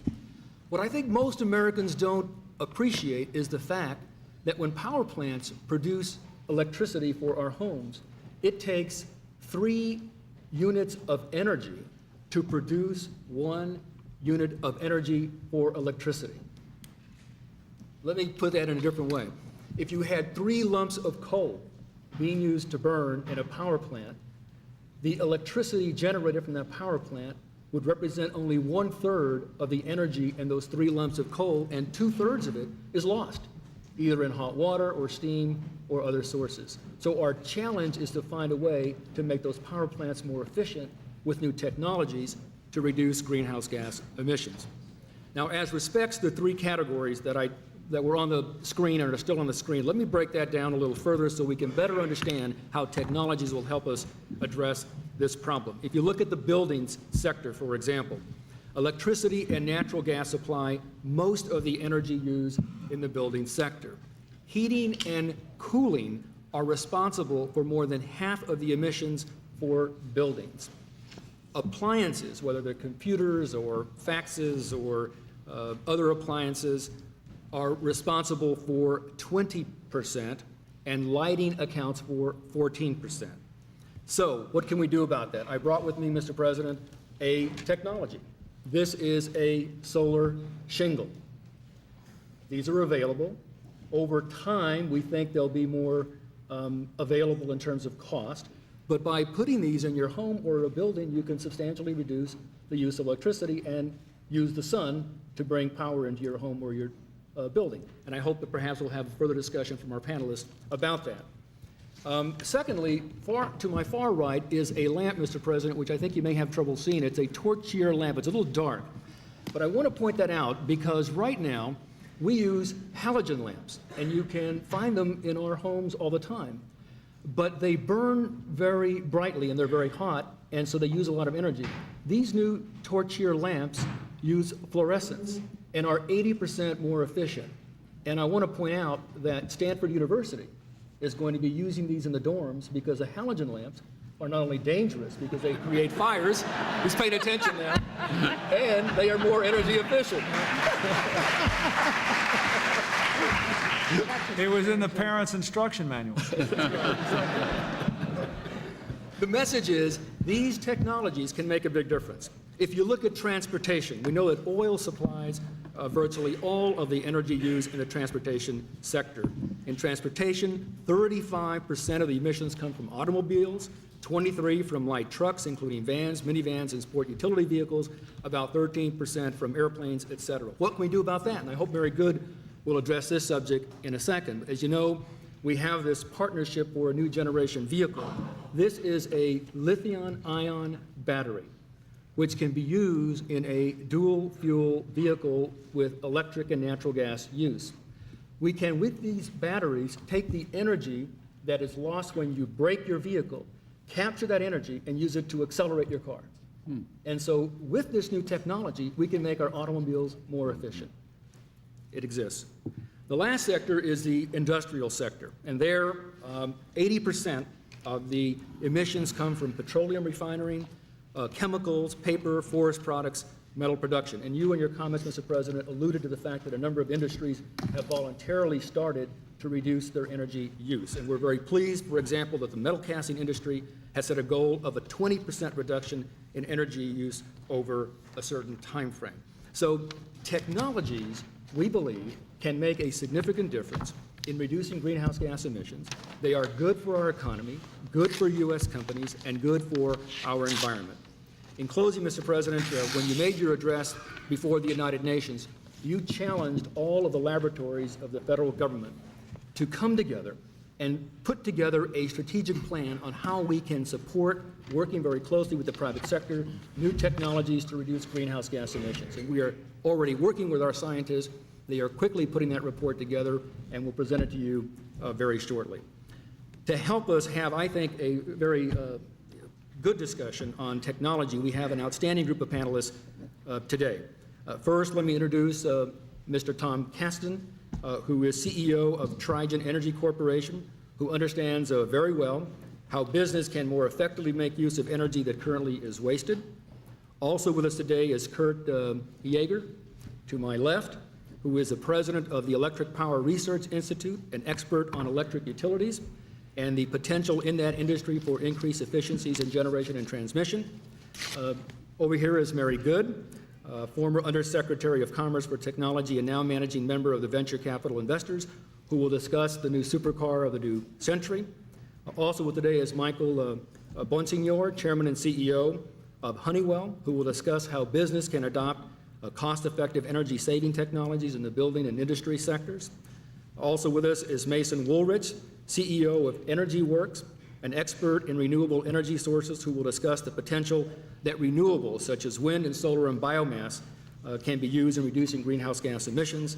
And then Mr. Larry Papay, a member of your PCAST task force on R&D, who knows a lot about the potential for technologies that are still on the drawing board, but which I think are very exciting for the future. So, Mr. President, Mr. Vice President, these are our panel members, and I think at this point I'll turn it back over to you and the Vice President. Thank you. I'd like to start with Mr. Gaston and ask him to describe his company's work in recapturing waste energy to heat houses and buildings and discuss the potential market for the technology in the country. Thank you, Mr. President. The Secretary's given my speech already. I'd like to focus on where 70% of the emissions of CO2 come from, which is in the production of heat and power. And my message is simple. At present, we make heat in one plant and electricity in another plant, and as a result, U.S. power plants waste a lot of fuel. Regulation protects this waste from market forces. Now, to reduce CO2 to natural gas, and this would disrupt the economy. People who think this is the plan respond to your call for climate change mitigation as if they were told they've got a terminal illness. They want a second opinion.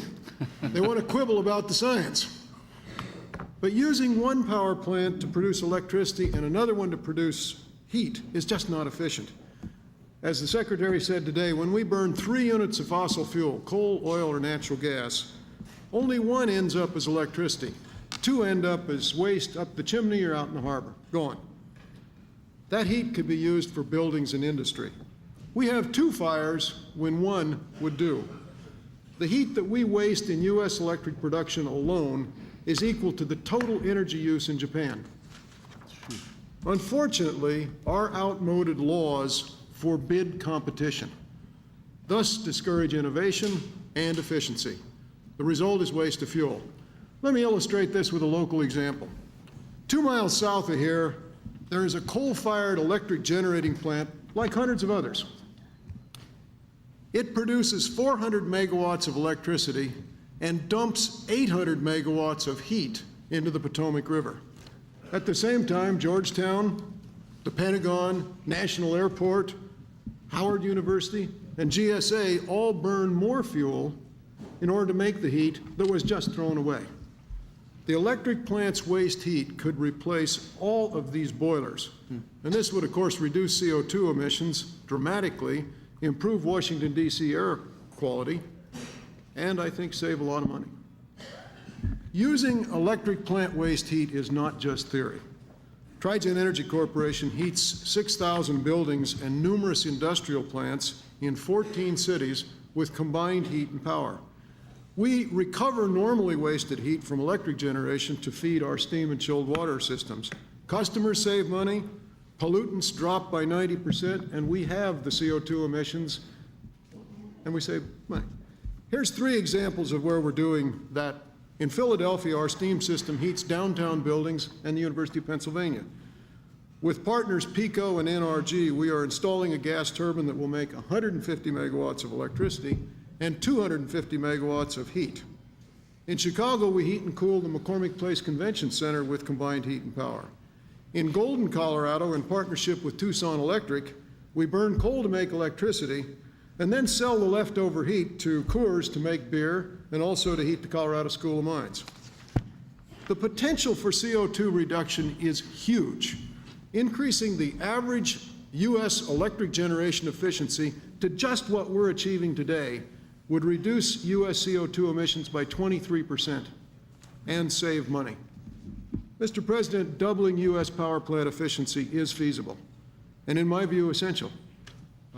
America's entrepreneurs will eliminate energy waste if they're given a chance to compete. Then they will sell their efficiency all over the world. When you go to Kyoto, I hope you'll play to our strength. Tell the other nations that we will open our electric markets to competition, that we will unleash our entrepreneurial strength to improve power plants worldwide. Thank you.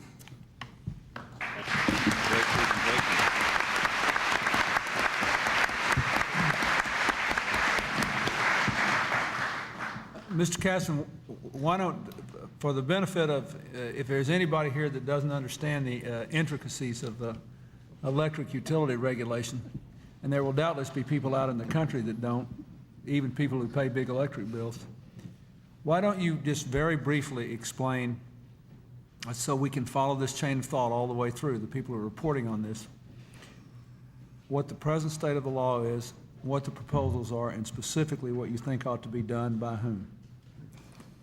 Just don't assume that everybody knows this. Keep in mind, we're doing this for the general public too, so just very briefly say that. Mr. President, we began in about 1930 to make electric a monopoly. And we set up state laws in every state that said you get a territory and you get to sell electricity to everybody in that territory. Nobody else can sell it. We later on added federal laws that prevented the electric utilities from buying each other or becoming more efficient. We then wove a tapestry of regulations that is just full of little black threads that stop efficiency. Every place you turn, somebody has based on this paradigm of electric only and put a regulation in place that stops it.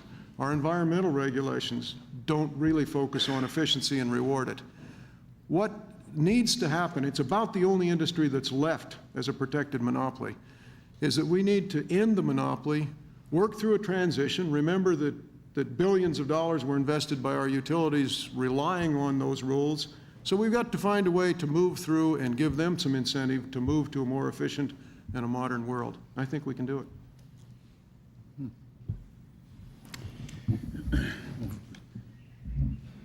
Very good. I think we're going to Kurt Yeager next, right? That's correct, Mr. Vice President.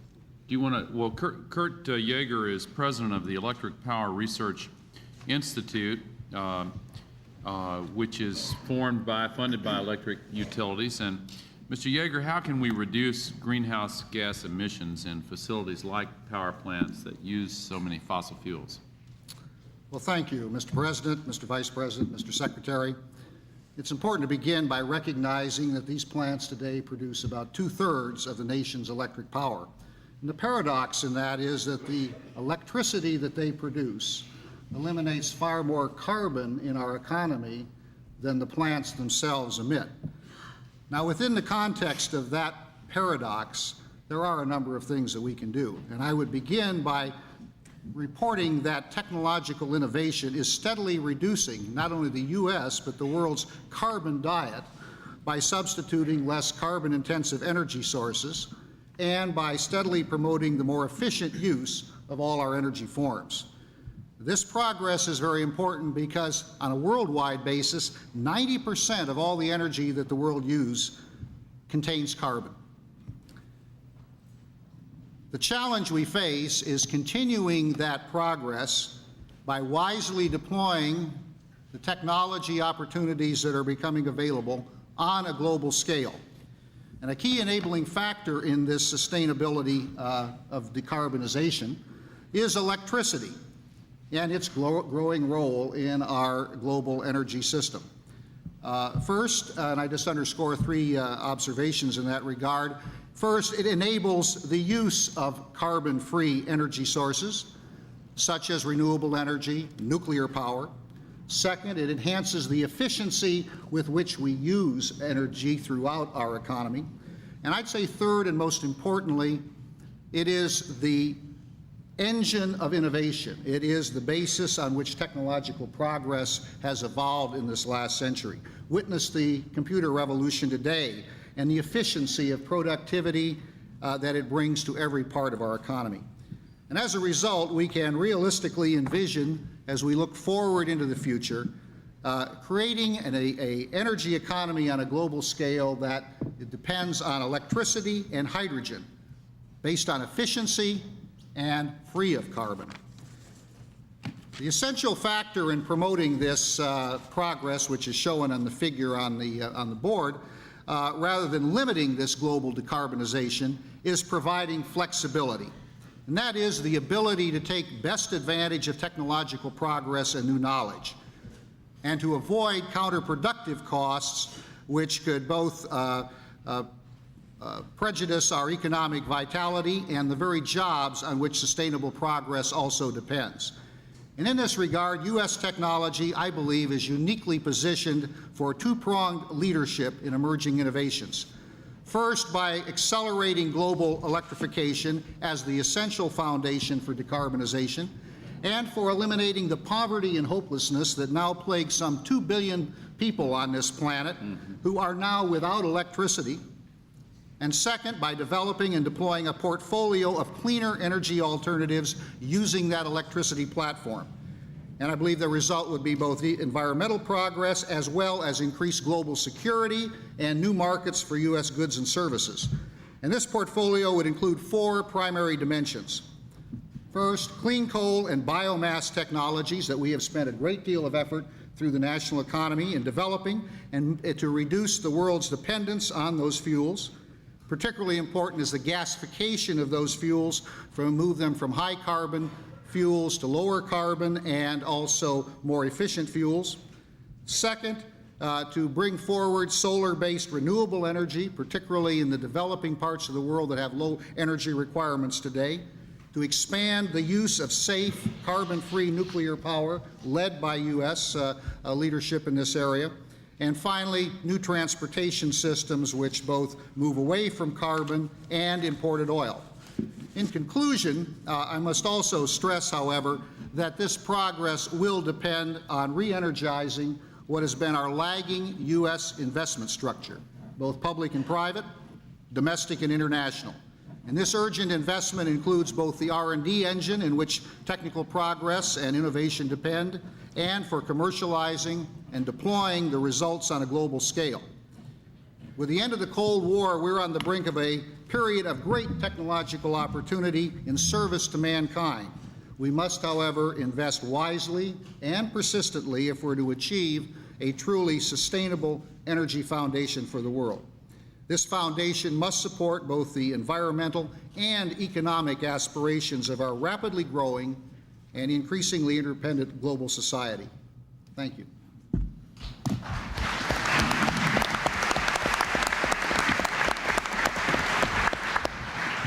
Let me just say before we go on to the transportation sector,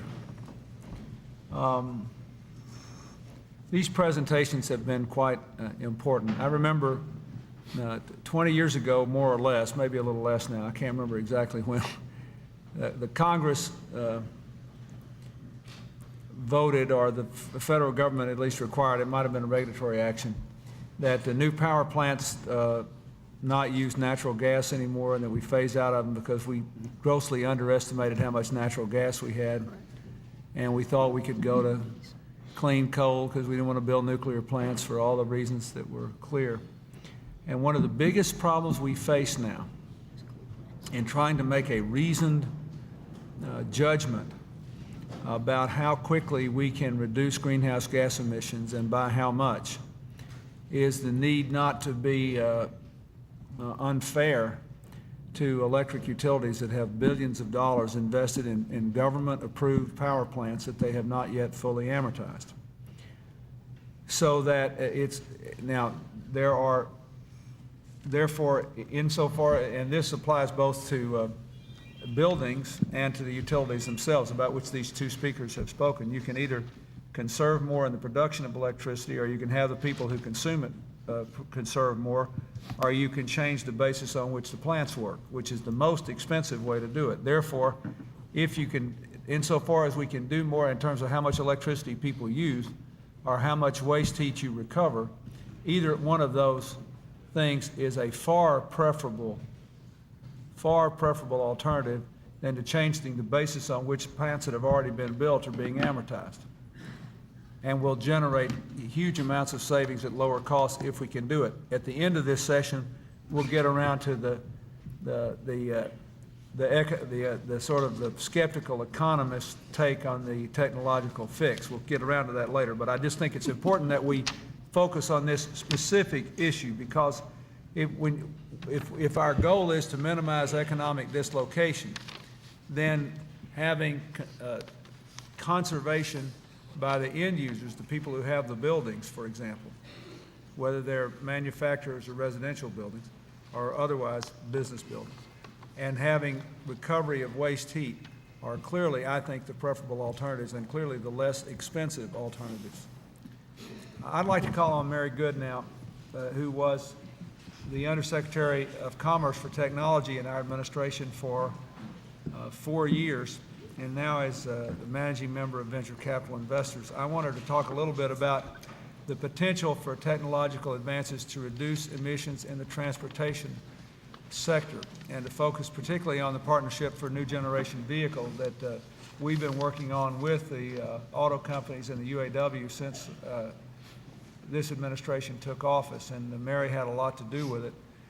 There is also a huge debate here about how much we can do, how quickly, and we have to make the best judgment about this in determining what to say about where we are in Kyoto, because transportation, as Secretary Pena said, occupies such a large part of this whole equation. So, Mary, have at it. Thank you very much, Mr. Tell me President. what I should say in Japan about this. Well, thank you very much, Mr. President and Mr. Vice President. You have sort of set the stage for transportation, because the infrastructure problem is very big and very real in transportation. The issue about the use of transportation of a third of the energy is real. That means it's a big piece of the whole issue. It is also at the same time absolutely vital to have efficient, low-cost transportation because the economy depends on it as well. And then you're saddled with an infrastructure that we've poured trillions of dollars into over the last 100 years in roads and waterways and railroads and what have you, which are there and we have them. And so the issue, and not only that, but we've built the whole transportation system based on the use of petroleum products. So you have all of the problems that you put on the table sort of in one bundle, in a sense, in transportation. So if you look at that, the short-term fixes have to be focused on efficiency. You've got to get better efficiency out of the systems, and programs like the Partnership for New Generation Vehicle are clearly the way to go. Not only that, but it's the way to go for lots of reasons. The goal here was to reduce the ability of the fleet of automobiles to use a third of the fuel they presently use. That's a huge reduction. But it was a partnership between the government and between the private industry, and it required a lot of trust on both sides, still does, and one of the biggest issues of trying to get it done is to keep that trust going on both sides, to really move it and to do it well. But this was an example of where you've involved not only the big three auto companies, but we've also involved a lot of people out of the universities and the technology there. We've involved over 300 other industry partners, which people really don't understand. These are all of the suppliers to the automobile industry, the people who make the low-weight materials, the people who make flywheels that will hopefully make some of these hybrid cars possible. So you've involved a lot of people on a very focused program to get it on a relatively short time frame, because we asked them to have a manufacturable prototype in 10 years. That is really asking a lot in an industry which makes incremental improvements over fairly large periods of time.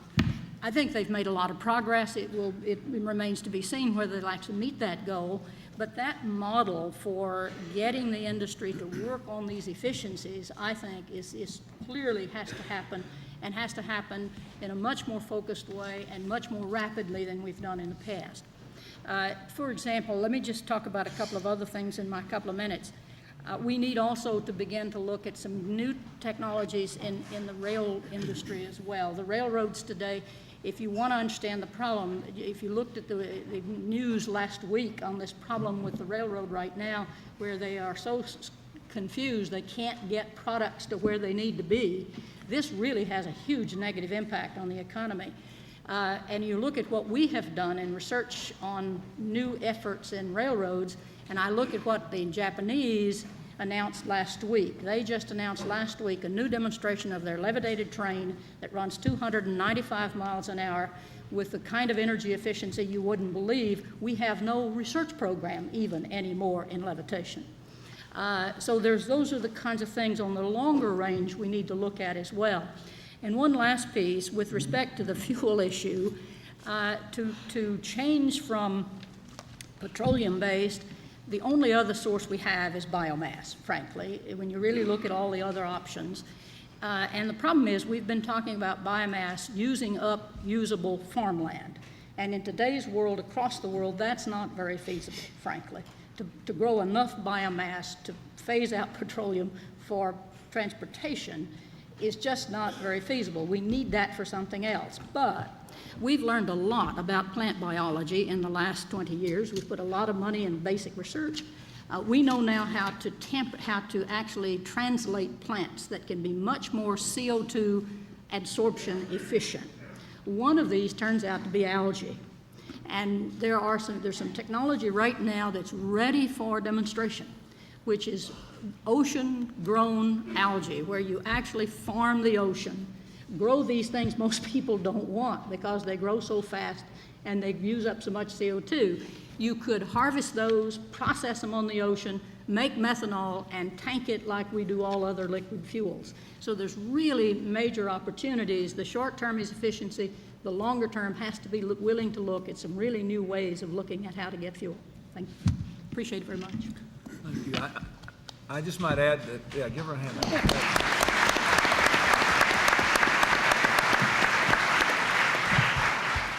I just want to make two brief points. The leaders of the big three auto companies and the UAW came in to see us last week, and they said they're going to meet their partnership for the next generation vehicle goal. The real problem is once they develop a prototype, how quickly can it be mass produced and how will people buy it? And will they buy it at present fuel prices? We'll come back to that at the end, but you know, one related question to that is, don't we have, given Americans' buying habits and consumer preferences, don't we have to include these light trucks and even heavy trucks in this partnership for the next generation vehicle? Don't we have to achieve significant fuel efficiencies there as well if we have any hope of succeeding here? The only other point I want to make, Mary, is, you know, I'm big on all kinds of fast rail research, but I hope tomorrow's headline isn't Clinton advocates more research on levitation.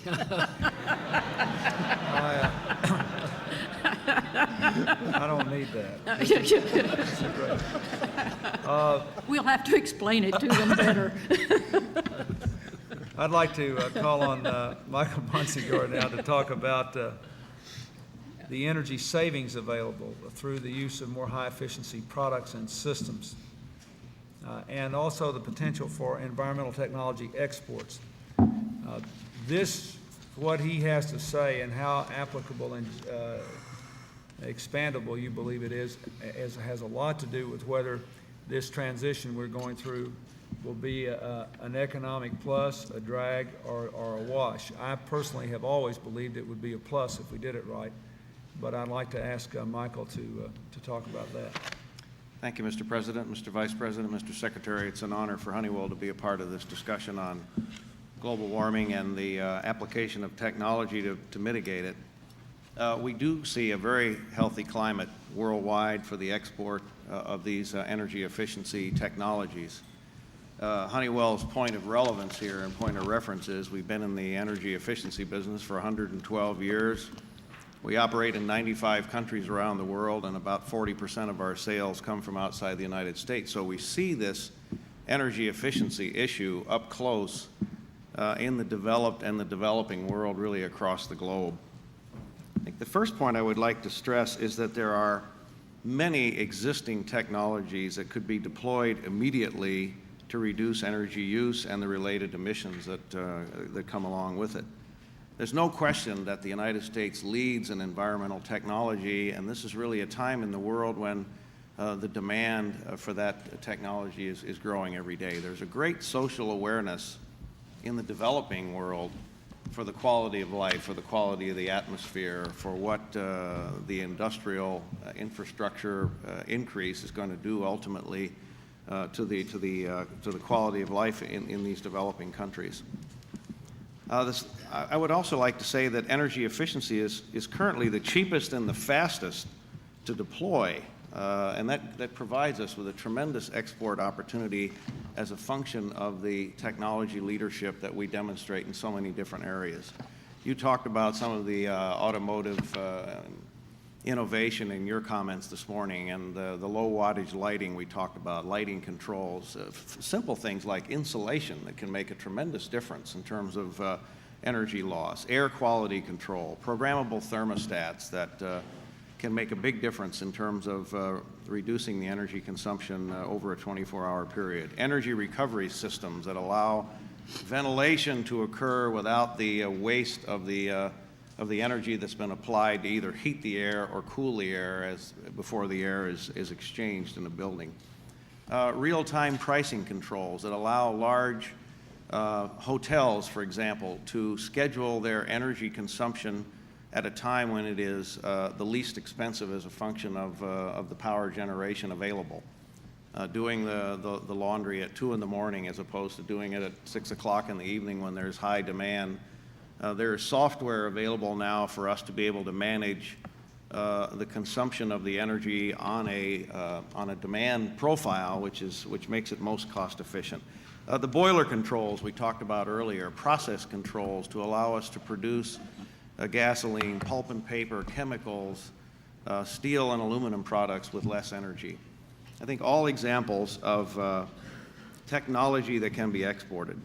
The second point I'd like to stress is that the developing world is a major element in this overall global warming equation, and it must be included in whatever policy gets made ultimately. We're talking about 2/3 of the world's population here, and soon 50% of the emissions that will be produced in the world will be produced from the developing countries.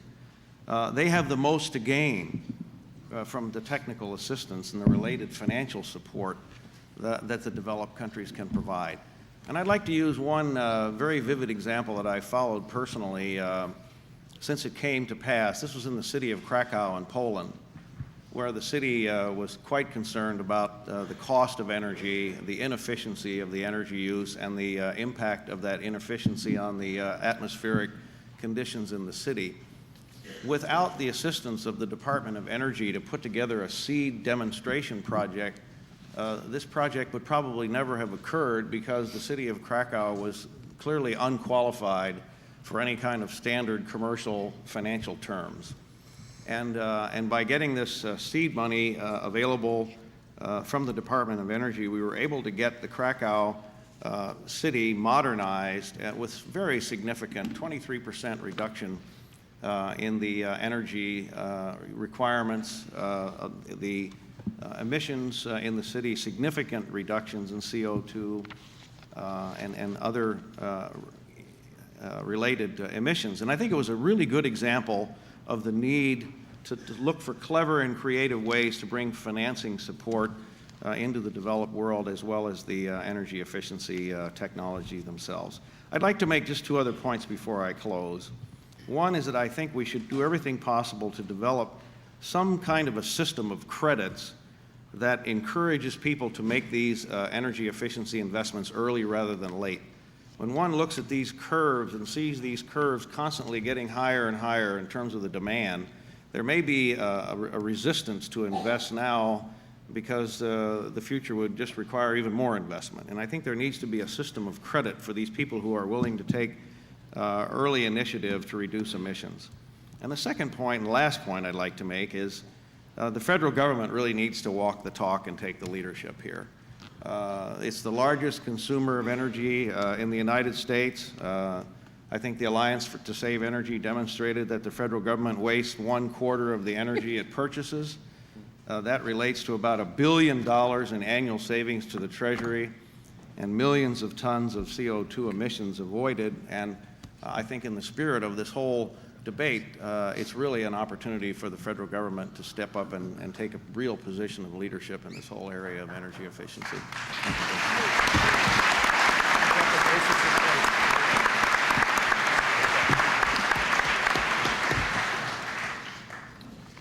Let me ask a brief question, if I could, Mr. Bonsignor.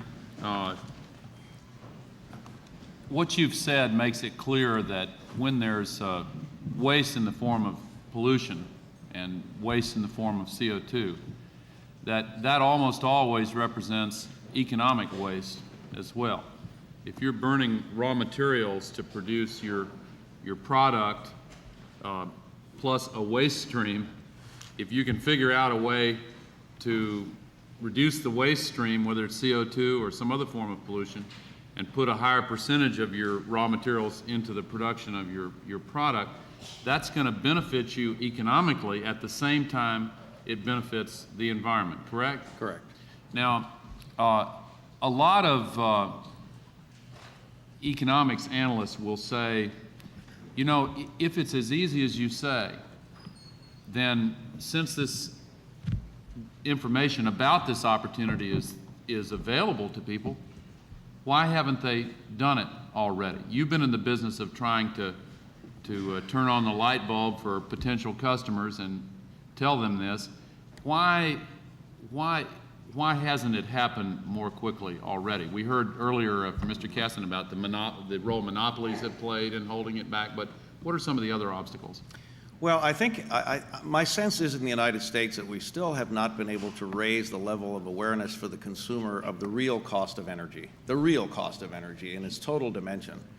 One only has to go into a gas pump in Belgium, and I lived in Europe for 5 years, and pay $4 a gallon for gasoline to really understand the real cost of energy.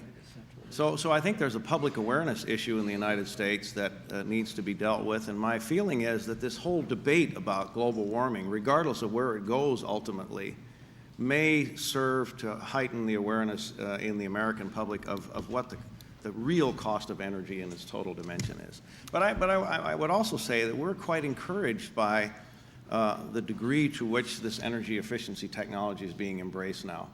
A very poignant example in Beijing, where as the quality of life in Beijing comes up, as the Chinese economy accelerates, the Chinese people living in Beijing don't want to breathe dirty air, and they apply a tremendous amount of pressure on their officials and on the government to do something about the quality of air in Beijing. And so there's a real social motivation, far beyond the economic motivation, to really do something with some of these technologies. And I think at the end of the day, those are the incremental steps that will help us embrace these opportunities. Thank you very much. I think next on our program is Mason Wilrich. Have I pronounced your name correctly? That's right. And he is the CEO of Energy Works, which is a joint venture involving Bechtel, the famous international energy engineering firm, and Pacific Corp, a major electric utility, of course. And Energy Works develops alternative energy projects domestically and internationally. What do you see as the potential for these new alternative energy sources? Mr. Vice President, Mr. President, it's a pleasure for me to be here and to talk to you a bit about renewable energy sources. Let me start with just reminding ourselves that fossil fuels do today account for 85% of world energy consumption, and unless we change dramatically as the amount of energy consumed overall in the world goes up, we're going to have that same fraction for the indefinite future. I think a major alternative is to expand our use of renewable energy from a few percent today to a large fraction of the world's energy consumption in the 21st century. Let me give some examples of expansion. Take wind, where there are now an array of modern turbines available. We have large wind farms in California. One of the best resources in the United States for wind energy on a large scale is in the Middle West. Outside the United States, there are excellent wind regimes in Europe, in Spain, off of Germany in the North Sea, also in China and Argentina. So we need to expand wind. We need to expand the use of solar energy. Solar photovoltaic panels, Mr. President, these convert sunlight directly into electricity. They are now used for telecommunications from remote areas, also telecommunications from our freeways.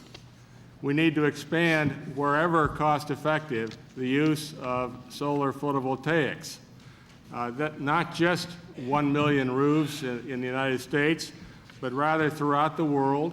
And I believe that this would enable us for the first time to play a major role in bringing electricity to the 2 billion people out there that do not have access to electricity, and in a form that would not contribute to greenhouse gas emissions. And this is in the continents of Asia, Latin America, and of course Africa. Thirdly, biomass. We are using increasingly the waste products from agricultural and forest products industries, sugarcane, walnut shells, wood chips. We need to move through the adoption of gasification technologies into more efficient use of our biomass resources, and we can at that point establish energy plantations on the marginal agricultural lands in the U.S. and also bring in biomass in several developing countries such as South China, India, and Brazil. To begin a transition, I would suggest a goal of 10% annual additions to electricity generation coming from renewable energy technologies aside from large hydro projects. And I suggest we reach that goal within the next 10 years. We should do it by providing our consumers in the United States, electricity consumers, with a choice of who they wish to buy their electricity from in a more competitive industry. I believe that that will create a circumstance where our consumers will pay premium prices for energy derived from so-called green energy resources, and it will provide a market-driven renewable energy industry. In the developing countries, I suggest that we need to continue to support the restructuring of the electricity industries in those countries. That will provide an opportunity to lay the basis for the kind of leapfrog in the developing countries where they can put in the infrastructure in the first instance in an efficient way and in a way in which it'll have small modular electric generation and ultimately the basis for moving heavily into the renewable energy area. Finally, Mr. President, I'm not running for office. I have no intention of running for office. However, I believe that we should reform energy prices through charges on carbon emissions. The use of various forms of fossil energy now imposes large health and environmental costs on all societies, and these are not reflected in the prices that consumers currently pay. So we are underpricing fossil energy, and that is perhaps the largest barrier to a transition to these alternatives that we all want to achieve. I think that fees that are initially low should be part of the proposal that we carry with us as a leader in the Kyoto Conference. Thank you, Mr. Chairman.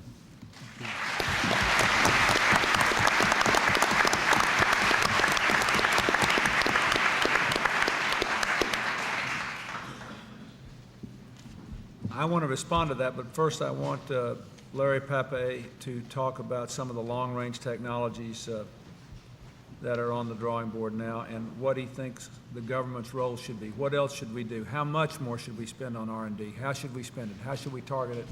And what are the likely returns going to be? And what contribution can they make to fulfilling any commitment we might make in Kyoto? Thank you, Mr. Vice President. Mr. President, back in January when you asked your Council of Advisors on Science and Technology to look at energy R&D, specifically looking to the 21st century, a panel was formed, and as was mentioned, John Holdren chaired that. 21 people on the panel, people from industry, people from the national labs and other parts of government, people from academia, people on sort of the hard side of technology and the soft side. There are several energy challenges, and the slide that's up lists these. And of course, we're here today speaking about global warming. But it should be pointed out that in solving one problem, you can solve several. Take energy security, for example. In an unconstrained oil economy, going from about 8.5 million barrels per day of imports, probably to about 16 million barrels per day in 2030. If you were to introduce the technologies which also reduce carbon emissions as well as reduce the importation of oil, you could probably cut that by more than half. And one of the projections in the PCAST report talks about reducing it by more than 10 million barrels of oil. There's a point up there on U.S. science and technology leadership, which is also extremely important. About 7 or 8% of the gross economy, not only in this country but around the world, deals with energy. And as mentioned by prior speakers, there's an awful lot of growth occurring because energy drives the economic engine in these countries. Over several hundred billions of dollars annually are spent for the introduction of energy technologies in countries around the world. And there's no reason why the United States can't have a leadership position in that. And it also will go to help stabilize these economies. The next slide speaks about a little bit about the technologies that we examined in the PCAST panel review. We looked at efficiency, renewables, fossil, and nuclear. We talked about a PNGV2 to push the limits there even further. We talked about heavy trucks. We talked about light trucks. We've got programs in there for photovoltaics and wind and zero net energy houses. On the fossil side, we've got a Vision 21, which the department has come up with for coal, because coal is a resource that's going to be used around the world simply because it's a resource that exists around the world. And the point there is make it as efficient as possible and use it in a cogeneration application, as Michael has mentioned earlier. And in nuclear, both on the fission and the fusion side, we talk about aggressive programs.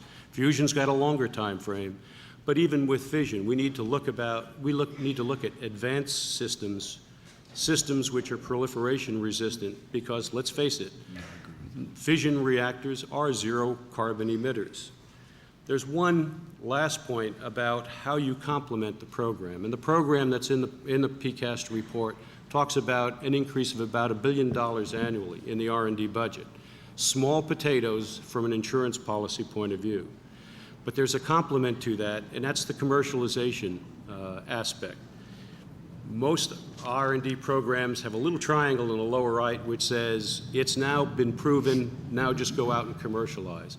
There's still a small hill to climb there, whether it's by federal buy down, cap and trade systems, auctions, renewable portfolio standards, things of these sorts, which will help buy down that initial high-priced energy technology and bring it into the commercial marketplace.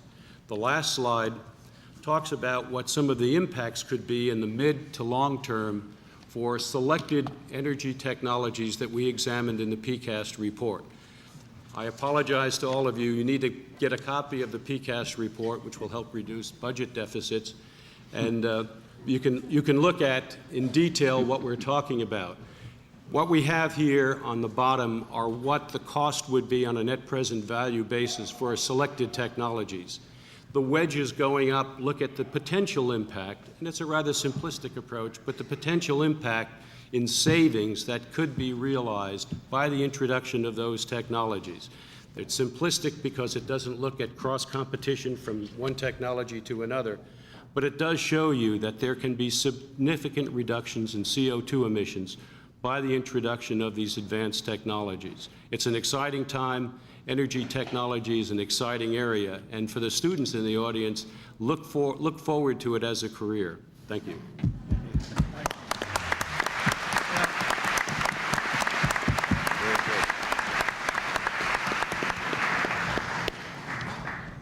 Let me, we need to wrap up. We're running a little bit late, but I wanted to just give everyone an opportunity to comment on this.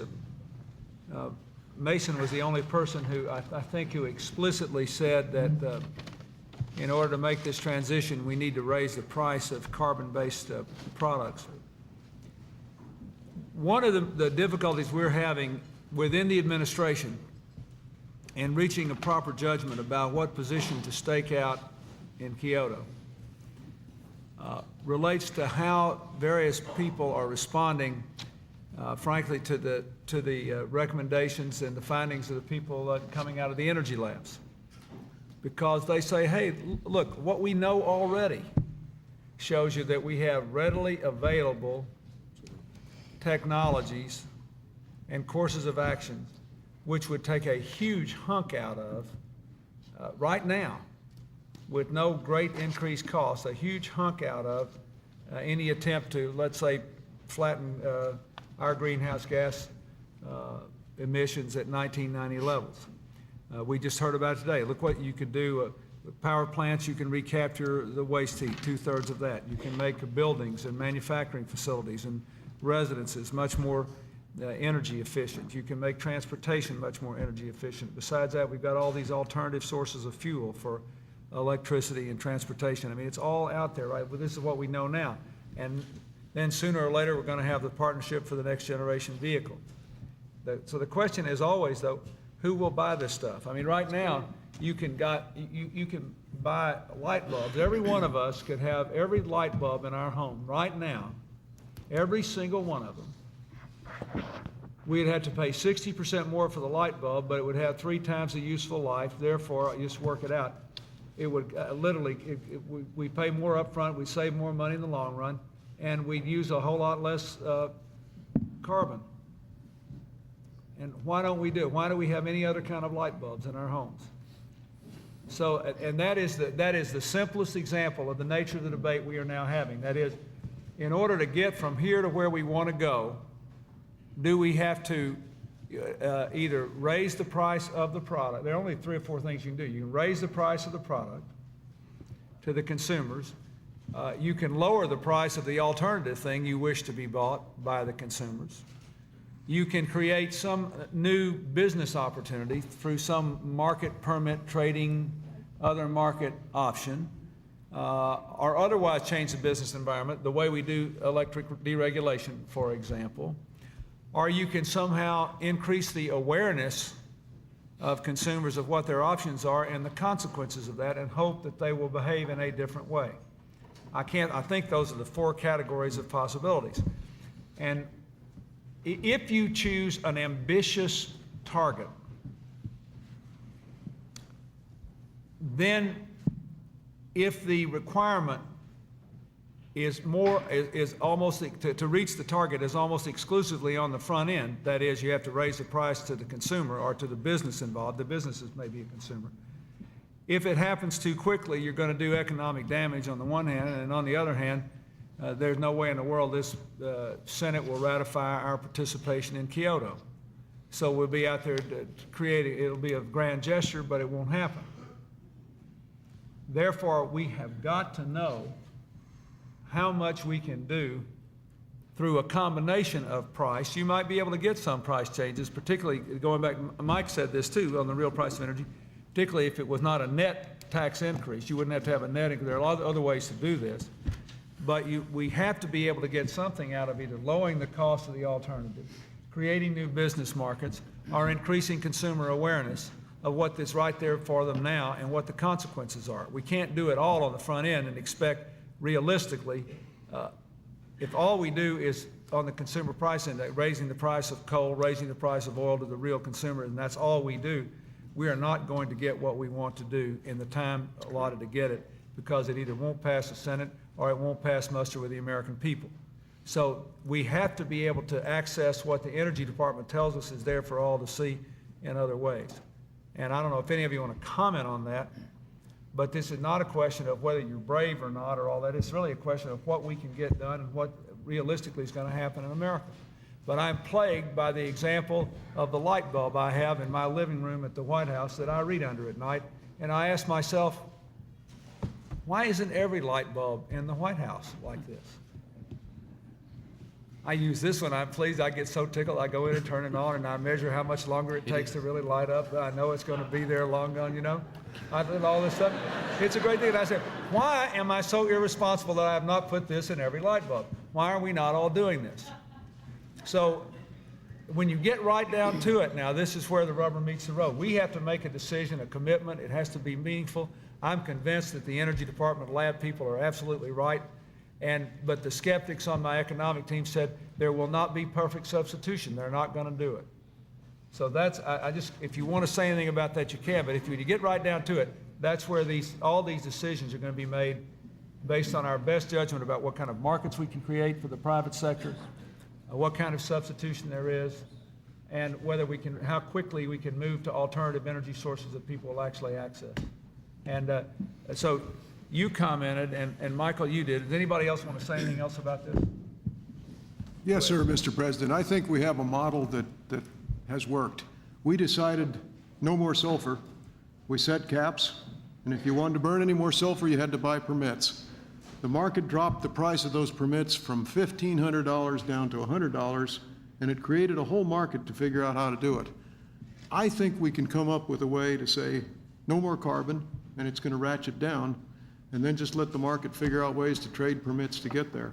The model worked with sulfur. I think it can work here. It works superbly with sulfur. What do you say to the people who we've had a great debate. We argued this for an hour and a half in the Oval Office the other day. I probably shouldn't admit that. We did. Anyway, you should feel good that we argue these things in good faith. That should give you confidence. They've heard. You should feel good about that. Okay, so this is what's your answer to the attack on that, which is that, or at least the counter, that sulfur was this big a problem and carbon is this big a problem, and you're talking about a huge section of the economy, and it will be much more difficult to construct and administer and see work a marketing system, a permitting system with carbon than it was with sulfur. As an entrepreneur, Mr. President, I'm delighted because it's such a much bigger sector that there's many more opportunities to find ways to profit. See, that's my guy.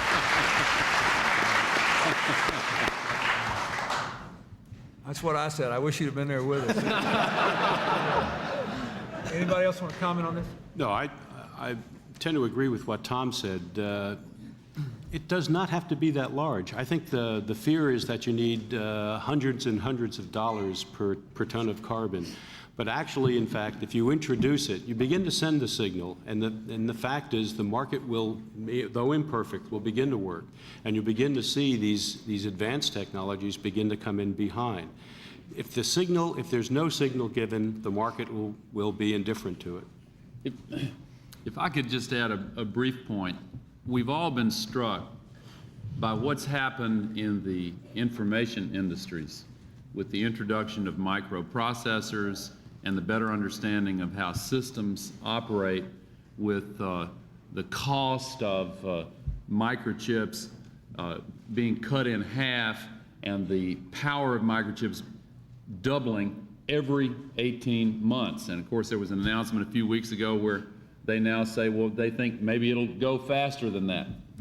There are lots of companies where large groups of people that were organized just for the purpose of moving information around have been greatly affected by the fact that now with microprocessors we can use information so much more efficiently that everything is different. Why isn't the same thing going to happen with energy that's happened with information? With a better understanding of systems, with the use of microprocessors in the flows of fuel and the flows of electricity? Yes, sir. The problem, and John mentioned it in the first panel, there's such an infrastructure built out there of buildings and industries and power plants, et cetera. Even automobiles, what's the lifetime? We change out the information infrastructure in a 3 to 5 year period. The energy infrastructure tends to work on a much longer time frame. So if you don't affect it today, the ability to affect it in the future will be impeded simply because it becomes much more massive with time. It takes time to do it. So if you don't start now, if you delay, and you're dealing with a larger problem because the rest of the world will continue to build using existing technology. Go ahead. I might just add that on that I think in what has been noted as an increasingly competitive environment, we need incentives for the prompt turnover of this capital stock rather than to necessarily let it run on indefinitely. Right now the incentives are to run it indefinitely rather than to turn it over. Secondly, I think we have to remember that this problem needs to be done in a global context. We're really trying to solve what I call the trilemma of population, poverty, and pollution on a global scale. So joint implementation, the ability to invest what are always going to be limited resources, where we get the biggest bang for the buck, make the biggest difference in terms of improving quality of life, create markets on a global scale. In short, to do well by doing good seems to me to be an important principle that we ought to be carrying to the world. I strongly agree with that, and we're pushing that. And I say that does not let us off the hook to do things here at home. It just makes good sense. It's easier for these other, we should give these other countries a chance to choose an alternative path. I never will forget a couple of years ago, I know we got to wrap up, but I had a fascinating conversation with the president of China a couple of years ago, and we were discussing what our future would be and whether we wish to contain China. And I said, I don't wish to contain China. I said, the biggest security threat China presents to the United States is that you will insist on getting rich the same way we did. And he looked at me, and I could tell he had never thought of that. And I said, you have to choose a different future, and we have to help. We have to support you. And that does not in any way, let us off the hook, but it just means that we have to do this together. Well, this has been fascinating. You guys have been great, and I thank you a lot.